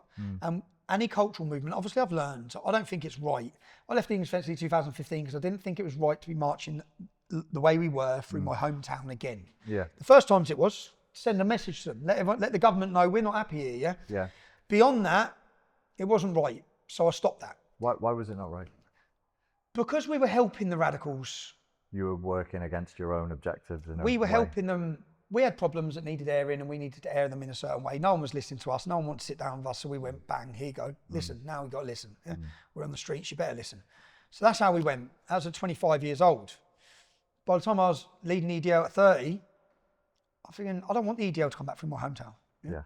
It's going to have the adverse effect. Yeah. It was needed, not needed. Yeah. Right. The issues we were raised in were talked about. Then I started thinking in the last couple of years, maybe it's needed again. Yeah. Maybe the government have forgot. Yeah. But then I thought the better way, and as a mature man, that what we need is far bigger than Islam. Our problem isn't Islam, essentially. The biggest threat to this nation, I always thought, was Islam. When COVID hit, I reevaluated everything and thought, oh, these fuckers are the biggest threat. It's the government. Yeah, this government are using, they've opened our borders and pushed them in here. We're all going to be clashing with each other. They've created Black Lives Matter. They want you gay, you straight, you black, you white, you here, you there. Separate all of them. We're all sitting there arguing with each other whilst they're bringing in draconian laws to deal with us. But again, we'll be begging out for those draconian laws because of the violence that they're bringing in from the hostility they're importing. So yeah, the government, and if anyone didn't recognise the world government that we live under after COVID, you're blind, and you should see that the World Economic Forum, the United Nations, all these people are making decisions. They're not elected by us. They can't be removed by us. And all of our governments are in their pockets and working for them. And even Keir Starmer now, they said Parliament or Davos. He said Davos. It's all there. Yeah? All the young world leaders coming out of the World Economic Forum, who are now in control of all the European nations and the world's nations, they do not have the interests of you at heart. And immigration is one part of that jigsaw. It was all over COVID. I think a lot of people's eyes were opened. A lot of people started questioning stuff. I know certainly with my own reputation, my direct messages now will be full of people who say they used to hate me, and I'm sorry I hated you, but I believe what they said about you. Now I'm looking and I'm listening to what you're actually saying. That's what my mum said. That's what your mum said? Yeah. What's your mum's name? Nikki. Nikki, hello. Welcome to the truth. Welcome on side. You're now a far-right racist extremist.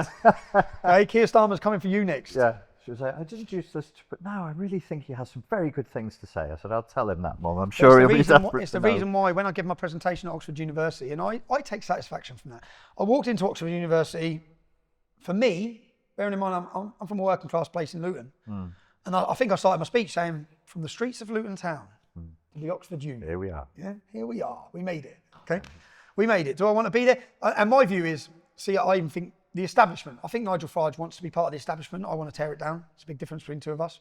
So you're much more of a revolutionary than he is.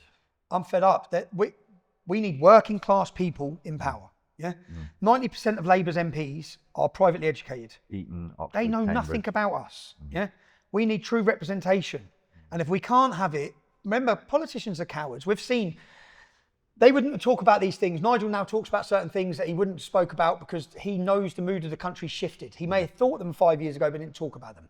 When we show with 100,000 people, 200,000 people, 300,000 people peacefully on the streets of our country, they will shift. The Overton window has been totally shifted in what's acceptable to discuss now. Yeah? Yes. 100%. Conversations are being had by mainstream TV presenters, mainstream radio. They still slam me before having the conversation, but we laid the foundation for that conversation. 100%. And I remember there's a podcast, a very establishment-based podcast, and they made comments previously about me, and now they've started talking about the issues, and I hammered them. Yeah? And I received a direct message from them saying, look, do you regret anything you've said? Like, we've had a big awakening here. So what have I asked for? I've spoke for 15 years. It was a lonely place. Having these conversations was a lonely place for the last decade. Now everyone's having them. Yeah. So should I be encouraged by that? Should I let my own bitterness go? Because I am bitter. Do you know why I'm bitter? Because I know what my kids had to live through. I know the reputational damage that was done to me by all your bullshit accusations. And now you're saying the same things and you act like you're heroes for saying it. See, look, the bitterness is still coming across. I'm pissed off with you. Give right? Tommy credit. I'm pissed off. I want the credit. Yeah. I'm pissed off, man. Not just me. Do you know what it is? Do you know how many people lost their jobs? I had school teachers crying during the English Defence League times. So when I talk about me, there's a movement behind me. Yeah.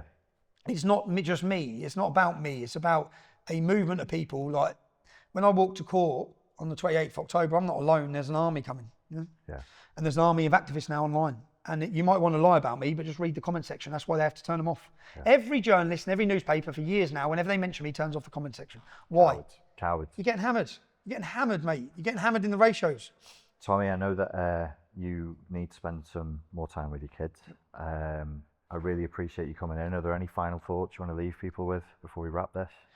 Final thoughts are, the moment we're in is the most important in the future of our culture and our country and your children's future. And it's not going to be, I'm not saying people, I keep saying, we're not talking about violence here. You need to speak. People need to speak. They need to find bravery and courage. And I wore a mask and used a fake name because I was the same as you. I had a successful job, properties, I was financed, I was doing very well, yeah? But there comes a time when you have to decide, you see your children and their children and their children, what country do you want for them? Do you want, what do you want it to look like? Everyone knows we're not going down the right path as a nation, and things have to change, and they're going to change through us expressing our opinions peacefully, talking about it. And you know what? Any citizen journalist, any podcast host, any of these shows, any of them, not just me, not Richard, any of them, support them. Don't support Netflix, don't support Amazon, don't support them, the controllable ones. Support the uncontrolled citizen journalists who live streams and have discussions with people they don't agree with. Richard, I thank you for having the discussion. I know you don't agree with me on everything, but it's good that people can talk and give an opinion so people get an honest reflection of who I am. Thanks for coming in, mate. And by the way, it's a sauna in here, yeah? It is very hot. That's why I'm sweating, right? That's why everyone always notices it. I'm wearing black so you can't see it. Yeah, that's it. Thank you very much, mate. Thank Ladies you. and gents, thank you very much for your time and for your attention. This has been The Strongest Argument, and I look forward to seeing you all again next time.